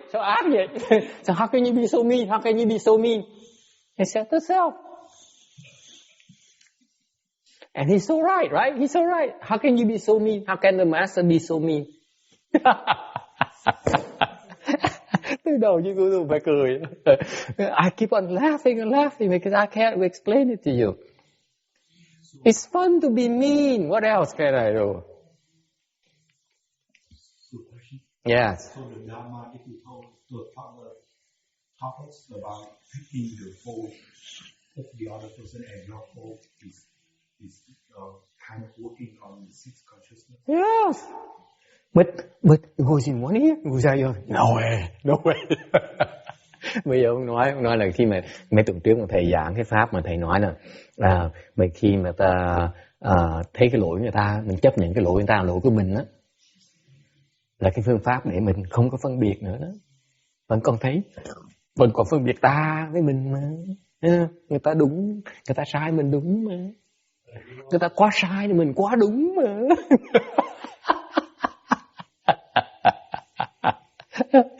Mà nói lỗi người ta, mình thấy lỗi người ta, mình nhận đó là lỗi của mình. Mà nghe lỗi ai tại kia nó ra ngay lập tức.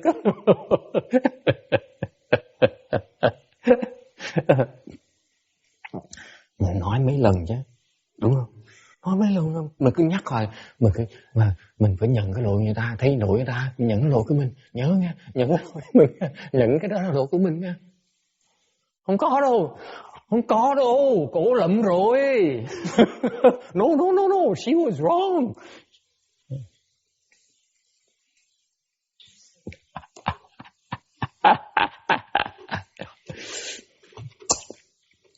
Okay, any other questions? What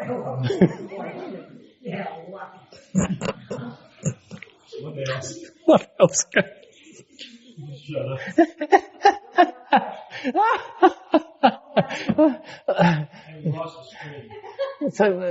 Vì mới hiểu tại sao tôi thấy chuyện cười, chuyện khô hài, có gì đâu mà chết chóc gì đâu, thấy chuyện khô hài không. Now you understand why it's so humorous to me. It's not a matter of life and death at all. It's just some stupid thing he said.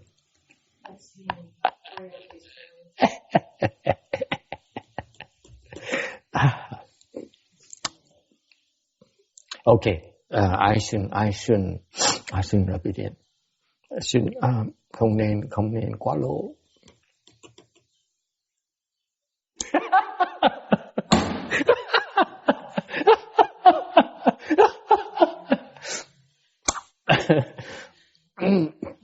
Okay, now let me give me a few minutes to compose myself here.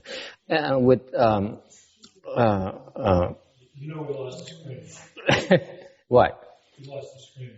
Really? Oh, too bad. Okay. Yeah. Cô đính chính gì đây?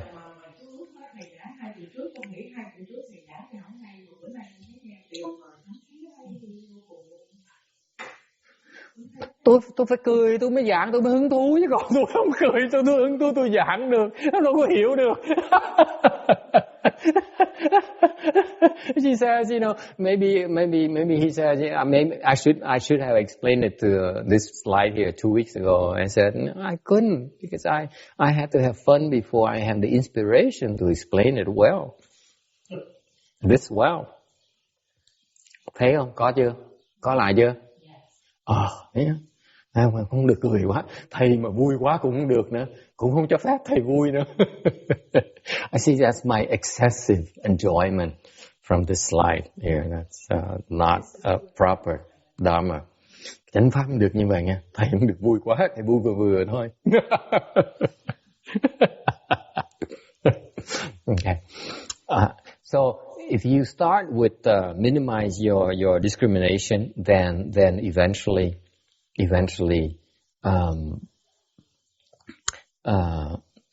what happened is that if you create a habit of not discriminating, Okay. Then eventually you'll be able to break the self, because it's the guy who keeps on insisting. It's the guy who insists. Tại một khi mình không phân biệt nữa, thì mình không còn phân biệt nữa, thì thằng ngã nó không cách nào nó đòi được nữa. Ngã là nó đòi, nó thấy là nó đòi thôi, nó không cần biết đúng là sai, nó chỉ cần đòi thôi. Mình cứ tưởng mình đúng, thiệt ra cái phương diện mà mình nghĩ là mình đúng, người ta sai thì mình phải đòi chứ, đúng không? Nó có công bằng, có nghĩa lý, có đạo lý, có sự công bằng, có sự thật chứ, đúng không? Nó đòi, cái thằng đòi đó, cái thằng tầm bậy đó, chứ ai nói đương nhiên có đúng có sai, nhưng sao nó không có đúng có sai được, đâu cần đòi đâu. Okay, you have to understand that it's the self who insists on what is righteous, what is right and wrong. Okay. Of course, there's right and wrong, but you don't need to insist on it. It's the insistence on the right and wrong that is wrong. It's a self-manifesting. Sao vậy? Nhà cái tưng nữa rồi. I told you. Hết rồi hả?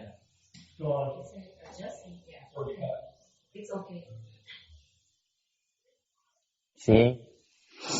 Thầy thì có định lực hơn tí chứ thầy mà vui quá không được nữa. Okay. And then without the self, then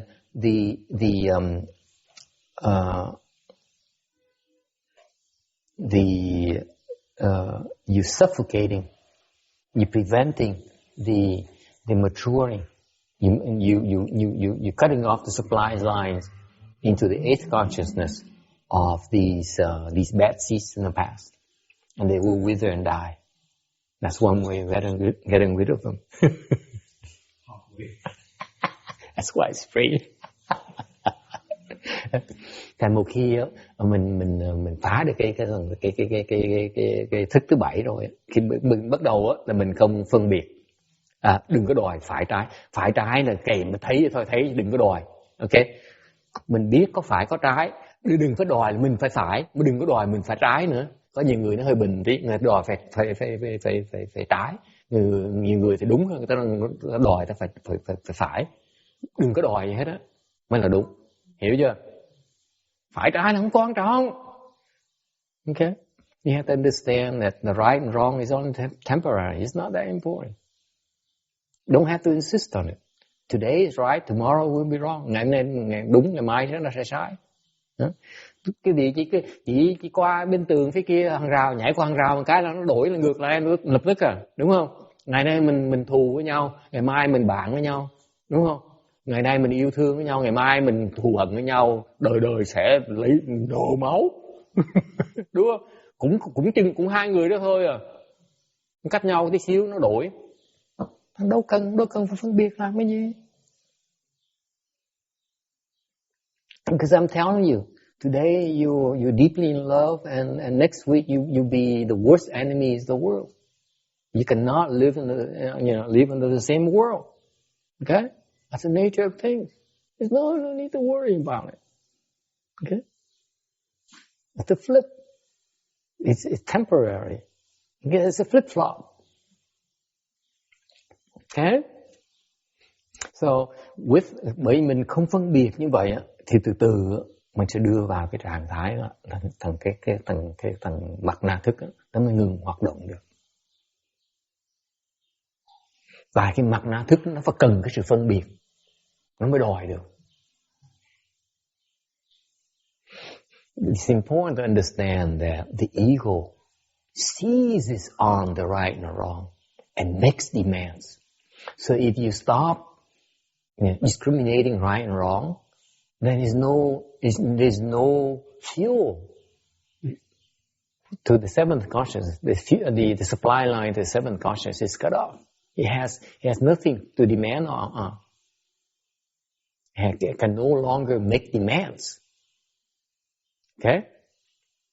And And then in itself, then you are no longer you creating you're creating activation of the seeds in the eighth consciousness with outflows, and therefore they will die. Okay. Vì một khi mà mình cái mặt na thức mình, cái ngã mình mà nó ngừng hoạt động, nó đừng ngưng trệ lại, thì nó làm cho những cái chủng tử mà hữu lậu đó ở trong cái thức thứ 8 mình, lại thức mình đó, nó không được thành thục nữa, thành nó sẽ chết. Đây là một cái phương pháp để mà mình chạy nợ đó.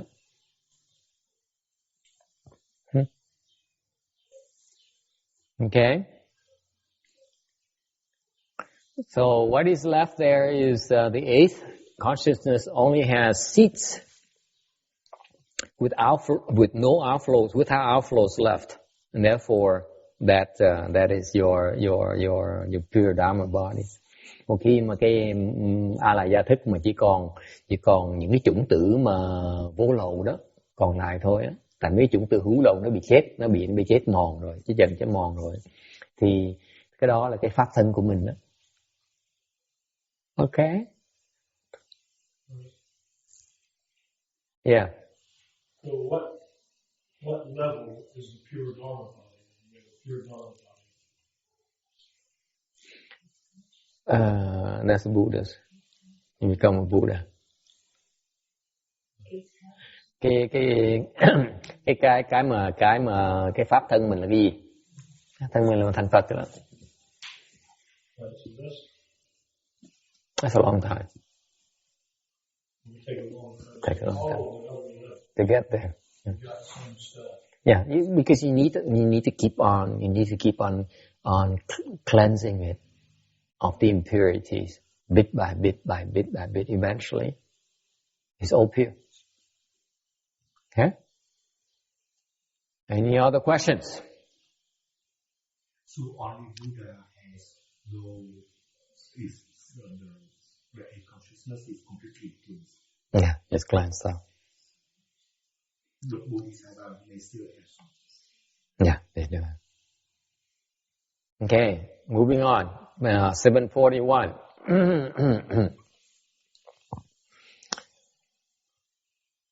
And when these seeds of the outflows become activated, and you start practicing from the nature, and you cultivate a bodhisattva path like the 6 paramitas, and you accomplish them. What? What? Yes. And you still at 740? Yes. Okay, something wrong with the wireless transmission. I think maybe it has some interference. For Windows 7? I think so, because they have to download it. When they install the Windows 7, they have to reinstall everything. I have also Windows 64-bit. I think they got 32. Okay. Can we turn off? Mình tắt cái máy đó được không? Tắt cái. If it's okay, can you move to the other side? You have less blocking. Yeah. Okay. That's straight. Okay. Let's power up again, please. Thank you. Are we on? No.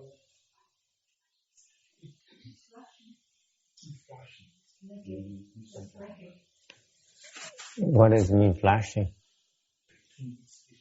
You designed it. I didn't design it.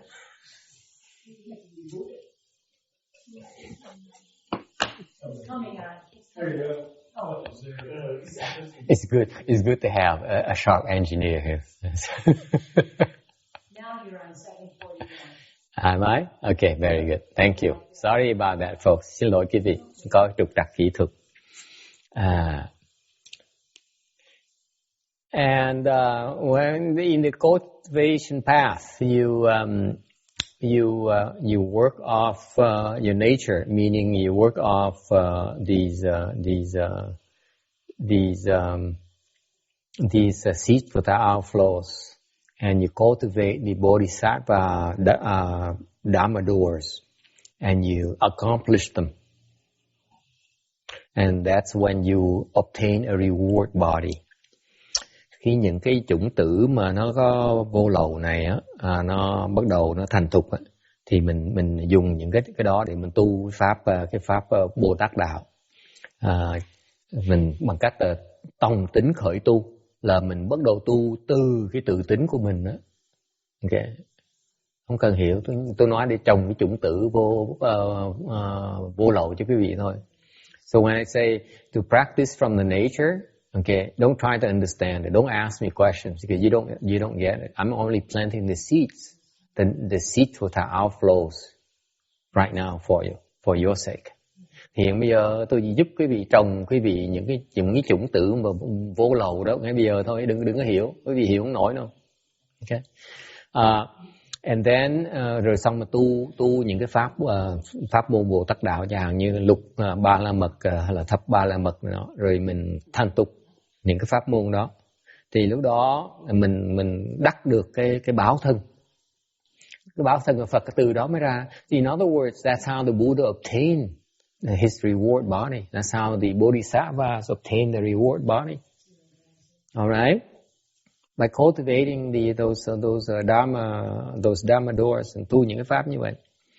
And then from your reward body you respond to living beings. Thì từ cái báo thân mình mới ứng, mình mới khởi ứng, là mình mới ứng lại với những cái chúng sanh. Thì mình mới dùng nên utilizing the wonderful observing wisdom, mình dùng cái diệu quán sát trí để mình quán cái căn cơ của chúng sanh để mình dạy chúng sanh. So you use the wonderful observing wisdom to contemplate the potential living beings so that you know how to teach them. That's what I meant by dispensing and teaching according to the potential. Okay? And then you also use another kind of wisdom called wisdom of accomplishing what needs to be done to manifest a body to speak Dharma. Rồi cái phần khác nữa trong phương pháp nữa hơn nữa, mình dùng cái thành sở tác trí đó, một cái loại trí khác đó, để mình thể hiện một cái thân để mình nói pháp, để mình dạy và chuyển hóa tất cả mọi nơi, so that you can teach and transform everywhere, thus accomplishing your own transformation body. Và thành thục cái ứng thân của mình. Easy, right? Dễ ha. Now you know what to do. Bây giờ cứ biết tu rồi đó. Dễ ợt à. Tu Bồ Tát đạo dễ lắm, cái chừng đó thôi, không có gì hết đó. This is all there is to it. The arhats, they think that Bodhisattva path is too complicated. Thiệt ra mấy ông A-la-hán bên Nguyên Thủy họ nghĩ là pháp đại thừa nó rắc rối quá, thiệt là dễ, nói cái là xong. See, one page, all done. Okay? You said it seemed pretty simple. Yeah, very simple. Do it. Yeah, just do it. Dễ làm thôi. Okay. Any questions? Ai thắc mắc gì không? Again, đừng có hiểu. Không hiểu đó em ơi. You can't understand. It's even worse than me trying to explain the self to you. Cái này còn tệ hơn là đừng có đòi hiểu, tại vì cái này còn tệ hơn là tôi muốn tôi giảng cái ngã cho quý vị. Okay. Cái này còn cái này nó còn thâm sâu hơn là cái ngã của quý vị nhiều để tưởng tượng ngã quý vị là chừng này, cái này là đại dương. the complexity of the difficulty level of trying to explain the self to you is like explaining this much, and then explaining this thing here is like explaining the ocean. Yeah. So just be happy you have a chance to plant seeds of non-outflows for future reference. Chỉ ngồi đó gu gà cái mặt gật gù trời, thầy giảng pháp hay quá, không hiểu gì mốc gì. Thầy giảng hay quá. Là sao vậy? Gật gù như vậy để mình trồng cơ hội, để mình trồng cái chủng tử vô lậu sau này nó chín mới tu được em ơi. Trồng ngày hôm nay này sau mới tu được. Đừng có tưởng nó dễ như vậy. I'm saying that all you can do is sit there and just nod your head and say, oh, this is so wonderful. It's beyond comprehension. Just be grateful you have the chance to listen to this so that you can plant your seeds of non-outflows for future reference, for future use. Không có gieo giống, không cách nào mà nó mọc cây nữa. Okay. So if you don't plant the seeds, you never make it. Okay? 7:42. Oh my God, I'm so tired now. Bây giờ càng ngày mình càng mệt. Thầy ngày cái tí phân biệt ngày nó mệt quá đi mất.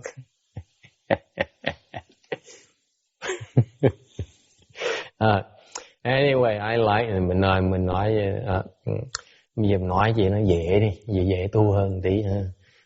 Khuyên người khác.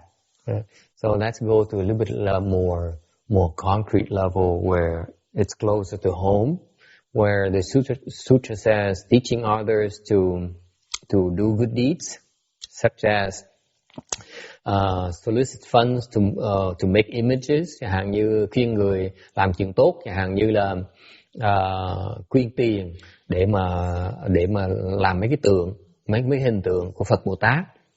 Okay.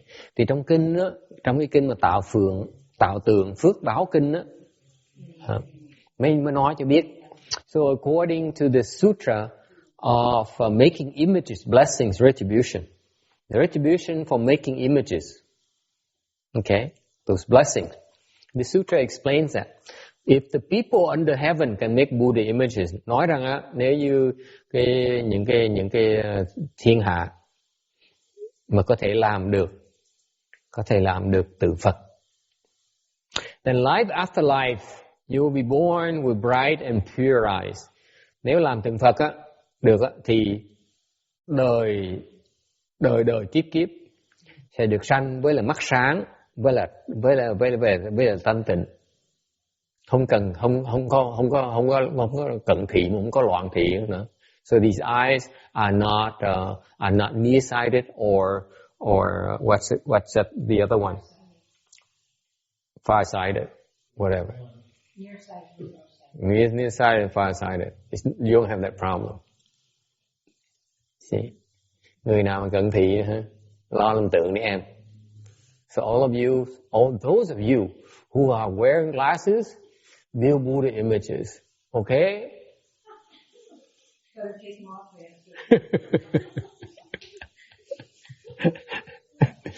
I'm advising you. Thì khuyên quý vị làm tượng thôi, nó cũng được phước rồi. Thấy khôn dễ sợ không? Bởi vậy ngày nay tôi mới để cái tấm này nay, tại mình biết là mình quên khuyên. Kiếp trước mình làm thầy tu đó, mình quên khuyên người ta đi. So that's why I chose to bring up this thing here on this slide 742 here, because when I read about this, I said maybe in a prior lifetime when I was a monk, I sort of forgot to advise you to make Buddha images.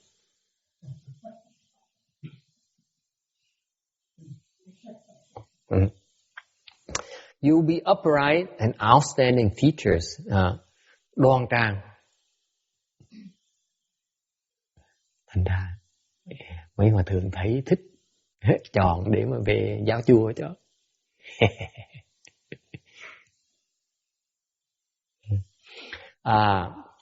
Your body and arm and feet are soft and supple. Cái thân này, cái tay này, cái chân này, nó mềm mại. như bông gòn vậy đó. Cái đó, đây là cái hào tướng của Phật phản sư cô. Có trong 32 hào tướng Phật, tay chân nó gòn. Cái 80 cái hào tướng hào đó phải không? 80 vẻ đẹp. Không, 32 tướng. Ba tướng của Phật trong một trong 32 đó là có chân tay nó mềm mại đó mà, chân phẳng rồi tay mềm mại đó. Anyway, so body arm up. If you happen to be born in the heavens, được sinh trên quả trời á,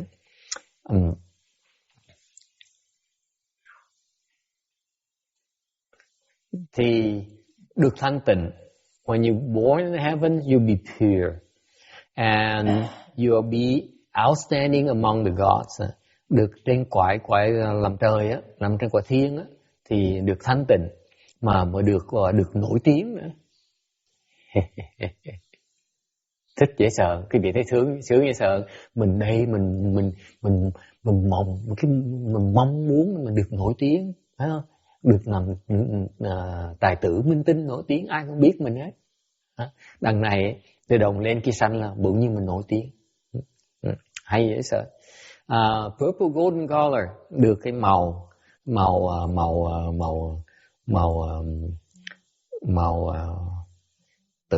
tử kim, màu tím, vàng tím. You upright and proper without compare. Đó cũng đẹp dễ sợ. Tiên cũng đẹp, nữ cũng đẹp nữa. Making images of bodhisattvas similarly. Nếu làm những cái tượng của Bồ Tát đó thì công đức nó cũng giống tương tự như vậy. Chắc nó nhỏ hơn tí, nó ít hơn tí xíu. Probably a bit less. And then same for making stupas and temples.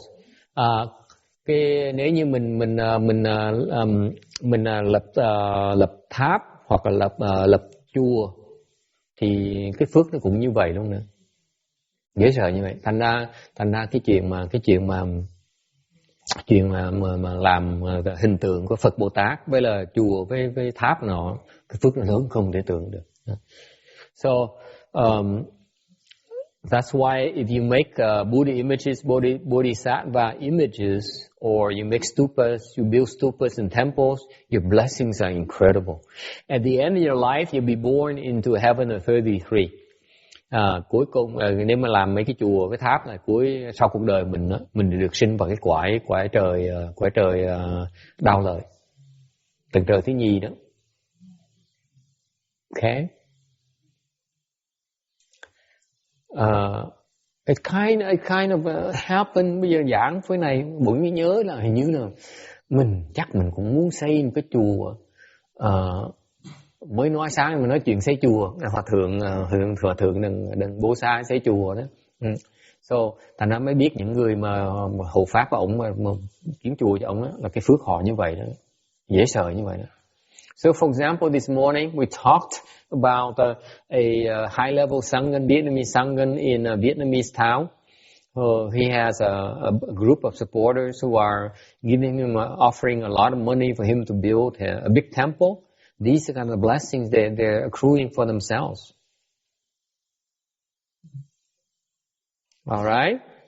Questions? Ai thắc mắc gì không? In particular, if you're offering the lamps, chẳng hạn như nhất là như cái vị mà quý vị mà đốt đèn, đốt nến đó. Chẳng hình như sư cô Hằng Lượng đó, mấy cái chùa này có cái này quảng cáo một tí nha. Những cái này These are the things. Ví dụ đó, và nhưng mình cúng mấy cái hương, mấy nến là như vậy đó. Mà thật ra mình nhiều dữ. Không ai năm này không ai đốt hả? Sư cô Hằng Lượng, năm này như là thường cô để nhiều chắc là chỉ làm đẹp thôi chứ, hay là tại vì không có người thỉnh. Có hả? Sao không thấy cái tháng tôi thấy cái đó cũng định xanh.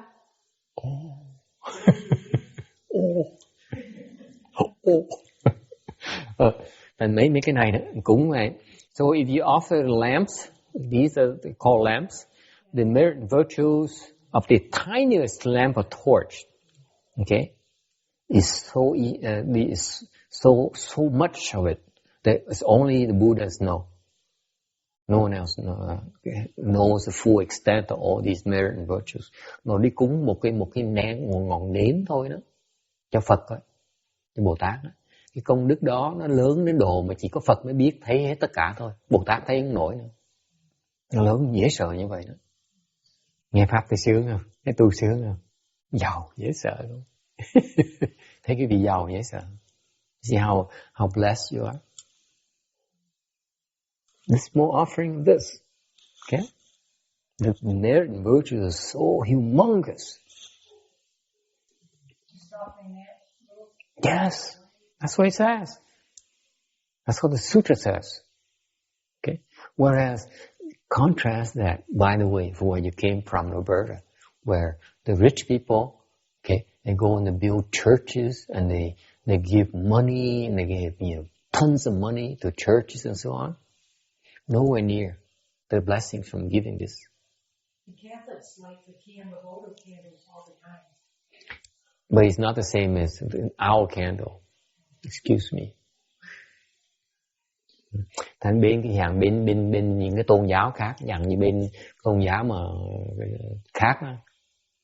Ở xứ này đó, ta tới ta cúng tiền, ta xây nhà thờ, ta mua đất đai, từ này nọ, bên họ giàu dễ sợ đúng không? Họ biết bao nhiêu là tiền, đúng không? Cúng biết bao nhiêu tiền, cúng bằng bên tới Tam Bảo nên cúng cái này thôi. Thành khi việc có hiểu, mặc dầu quý sư cô có tầm bậy, quý thầy có tầm bậy, rất tầm bậy nữa, mở cửa này để quý vị tới và cúng cái này là chúng tôi làm xong việc rồi. Sao này, sao có cái hào quang sau này không?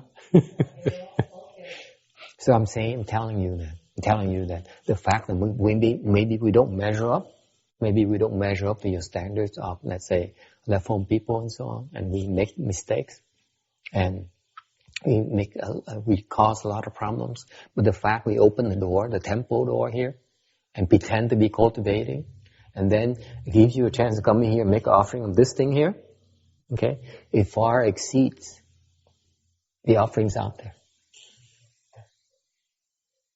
Then, okay, that's our excuse for not measuring up.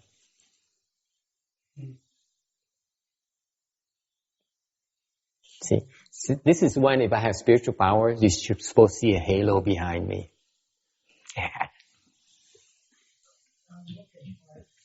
Yeah, keep looking, honey. Okay, any questions? Quý vị thấy tu thoải mái vậy sao? Tu với tôi thoải mái lắm. You see, I'm very easy going for that reason. See how many of these we have here. Quý vị thấy tương tự tu với tụi tôi thấy thoải mái dễ sợ không? Thấy nhiều nến dễ sợ không? See how many of these? Hey, Roberta. See, now you know why I can afford to be so easy going. No hurry. I have lots of blessings. Không có gì phải gấp hết đó. Phước còn nhiều lắm. Đều em ơi, cái này không đủ để vãng sanh đâu. I'm telling you, this still not enough for you to get rebirth to the Western Bliss field. Không dễ đâu.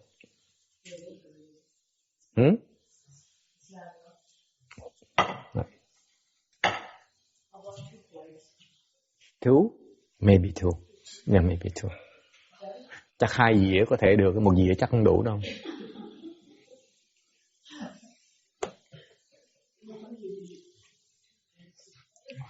Okay, I'm so tired. Dạng mệt quá. Ngày này tình cảm đó, mình lộ ra mình có cái thú vui mà mình dự kiến cả 2 tuần rồi. Bây giờ cái tim mình nó phơi phới, lòng nó phơi phới. Bây giờ thầy mất cái định lực, thầy mệt rồi. I get tired because I get so excited. I get so happy. I had such a good laugh and no longer repress my laughter. So anyway, ai thắc mắc gì không? Let me see how much I have to go here. Mình giảng vài tấm nữa nghe. Ngoài như là mình cố gắng lết một tí nữa nghe. Được không? Nhưng thôi, Cuối năm chắc mình giảng cái kinh không bao giờ xong hết á. Ngày nay giảng được có 3-4 tấm à. Ok, đọc thêm tí nữa nha. Cố gắng lên tí nha. Can we do a little bit longer? Is it okay? Okay, good. I'm at 743. Therefore, universally expensive.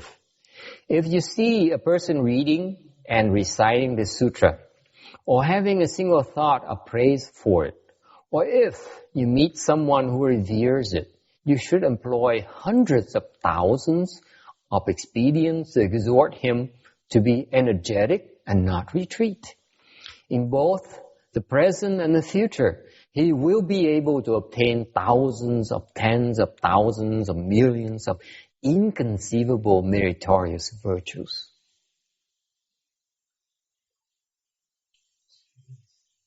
Vì vậy phổ quang, hễ thấy ai đọc được hay tụng kinh này, cho đến chỉ một niệm tán thán hay tôn kính, ngươi cần phải dùng 100.000 phương tiện khuyến khích cho họ nỗ lực mà đừng có thoái chí. Quyết chắc trong hiện tại cũng như trong tương lai họ được ngàn vạn ức công đức bất khả tư nghị. Cái phước của kinh dễ sợ như vậy, mới bỏ thì giờ mình giảng kinh tường tận như vậy. The merit and virtues of the sutra is humongous. That's why we spend so much time explaining this sutra in this kind of details. Reading and reciting, speaking inconceivable, bất khả tư nghị. Đọc với tụng, indicates faith, cái đó là biểu tượng cho cái lòng tín. Praise, tán thán, indicate practice, tán thán là tu, hoặc là có thể ngược lại, tôi không biết nữa. Revere, tôn kính. If you have a reverent mind, you create the first seeds. Có cái lòng tôn kính là mình tạo những cái chủng tử đầu tiên đó. Vì vậy lúc mình con cái mình còn trẻ đó, hay người gia đình mình có cơ hội đó, mình vào mình dụ họ tới chùa, họ dụ họ lại vật một hết. Cái đó mình trồng cái chủng tử, giúp người ta trồng cái chủng tử đó. Cái lòng tôn kính. So anyway, so you somehow you manage to bring forth a reverent mind in your friend, or your son, or your family members, your relatives. Then they have the chance to plant the first seeds. Very important, starting point for them. Okay. In a sutra, okay, trong cái kinh nó nói, after the Buddha's nirvana, sau khi mà Phật nhập niết bàn rồi, if a Dharma master who according with the joy and pleasures speaks Dharma for others, cái có một cái pháp sư đó mà tùy thiện lạc dục á, mà nói pháp cho những người khác, and can make those who listen give rise to the faintest pleasure, up to momentarily shed a single teardrop, mà có thể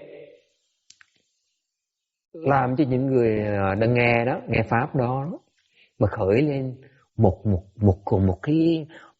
tí xíu thích thú.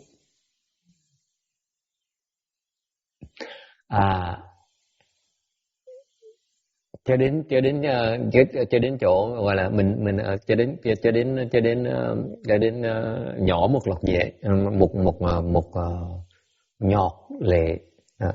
It's all from the Buddha's spiritual power. Cái đó là nhờ của thần lực của Phật. Chứ đừng nghĩ thầy giỏi nha, cái đó của Phật hết á. Thầy không có tài cán gì hết đó. That's why I don't think that if you enjoy the Buddha, the sutra lecture, it doesn't come from me. It's from the Buddha's assistance. I have very little to do with it.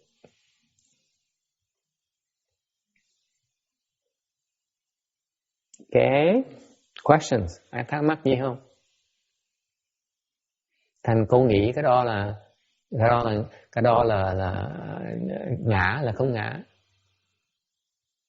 So I'm asking the Bhikshuni now. Now she knows this portion here. So my explaining the sutra, is it with a self or without a self? Thì tôi hỏi cô lại câu đó.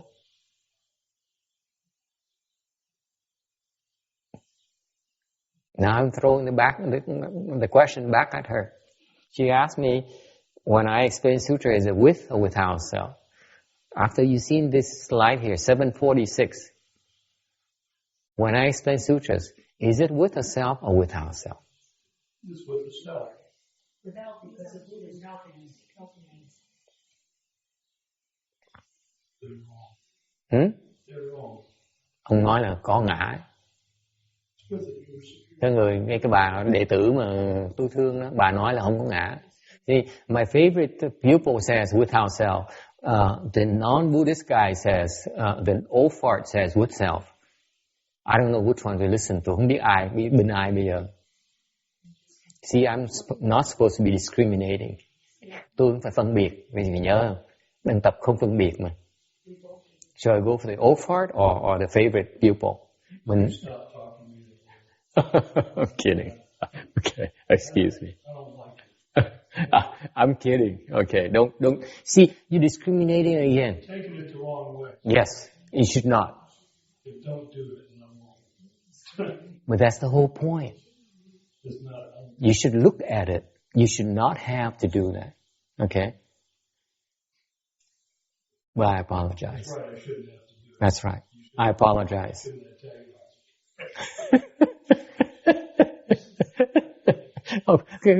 Cái chọc ông nổi giận nữa.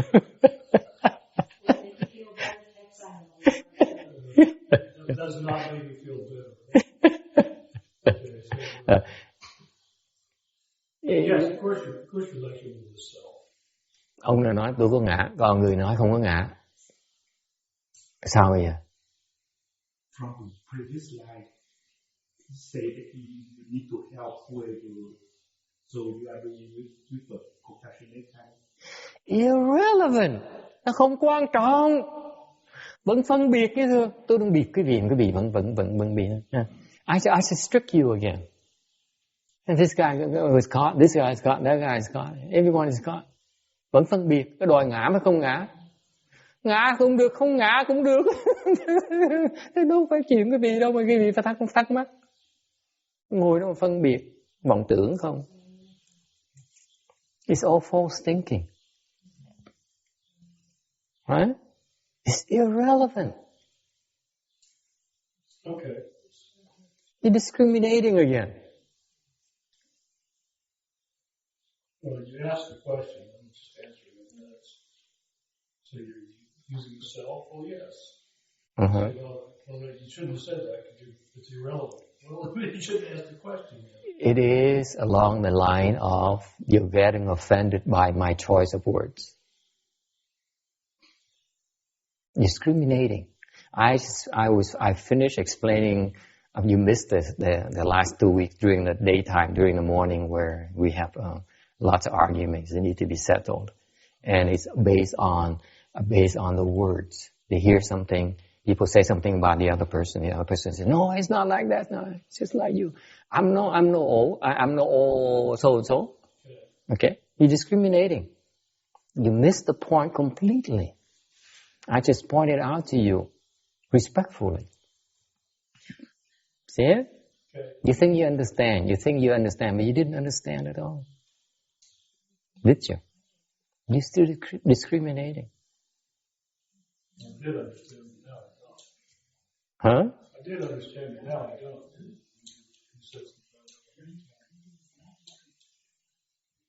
Because you discriminated against that word, the use of the word. Okay. Right? Yeah.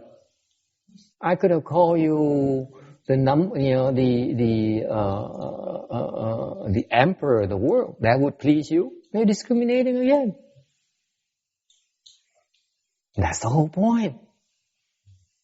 That's why you're stuck. You're stuck.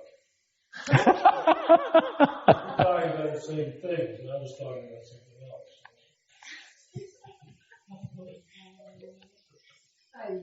Tội dễ sợ.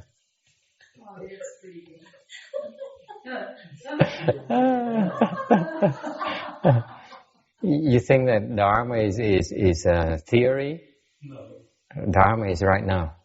Okay. I don't think Dharma is theory at all. Right now, it shows you where you are. Right. Okay. That's what we said earlier. Text we said earlier about this part here.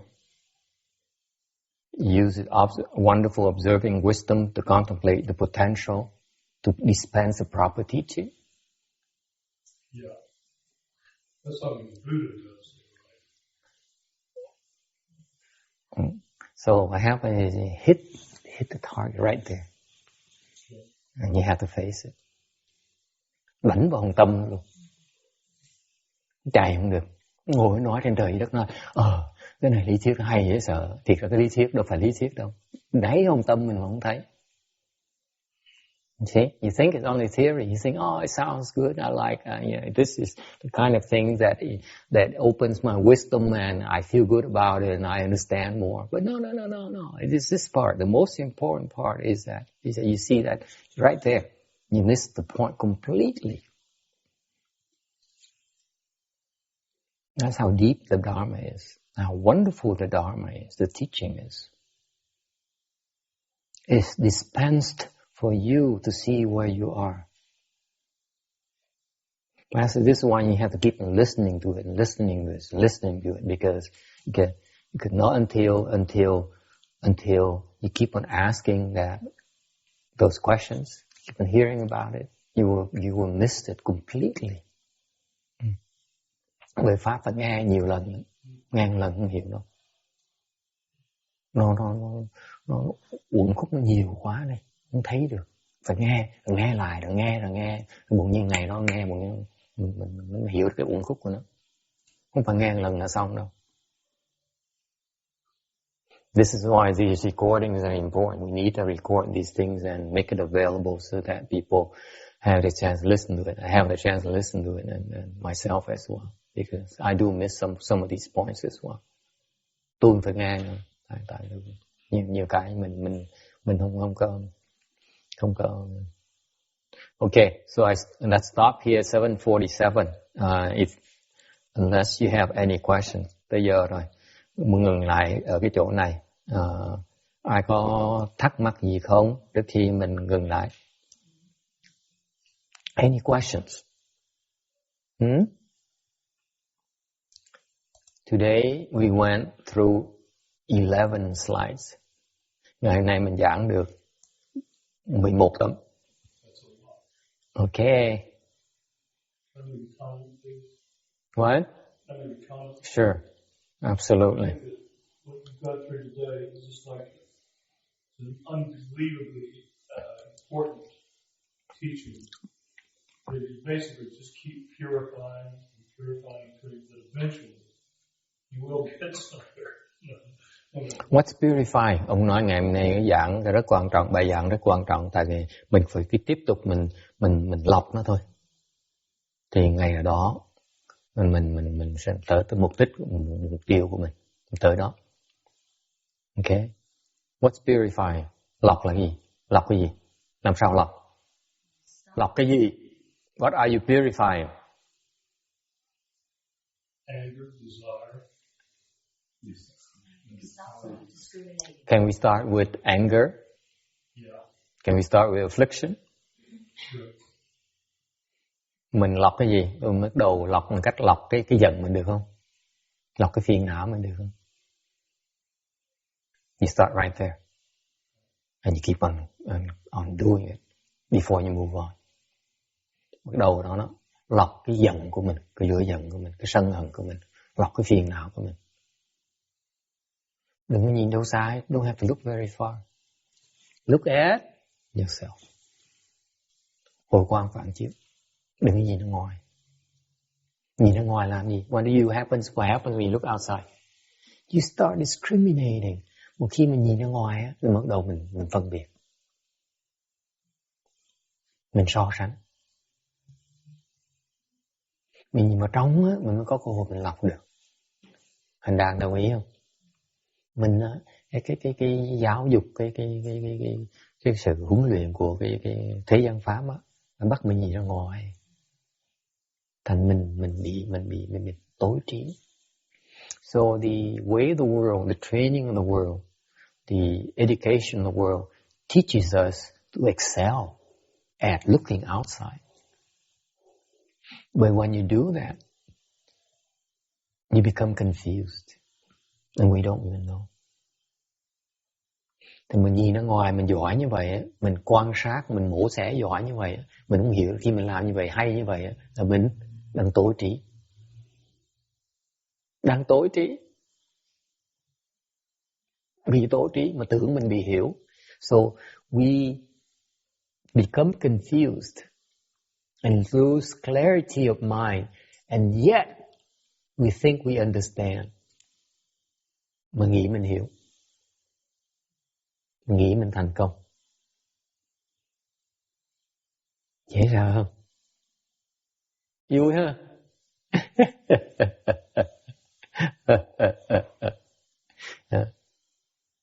Ai dám nhìn mặt cái vị nói như vậy không? Can you know many people that they are looking you in the face and say, that's where you are today? How many people? If someone does not do it for you, how are you going to know? Nếu không có người nói cho quý vị, sao quý vị thấy được? Quý vị hiểu được? Biết là đang xảy ra, mình không thấy được. So before I close today, thành ngày hôm nay, trước khi mình chấm dứt buổi giảng này, again I apologize for making you upset. Tôi xin lỗi ông này, tôi làm ông giận. Should I feel sorry I made you upset? Tôi đã nên ăn năn để làm ông giận hay là không? Quý vị nghĩ sao? You wimp. Just don't do it anymore.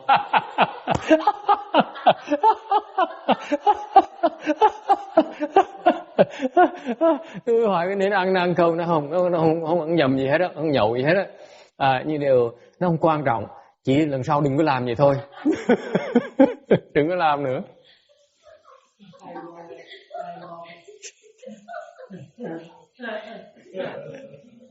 Hey, so funny, you're so funny.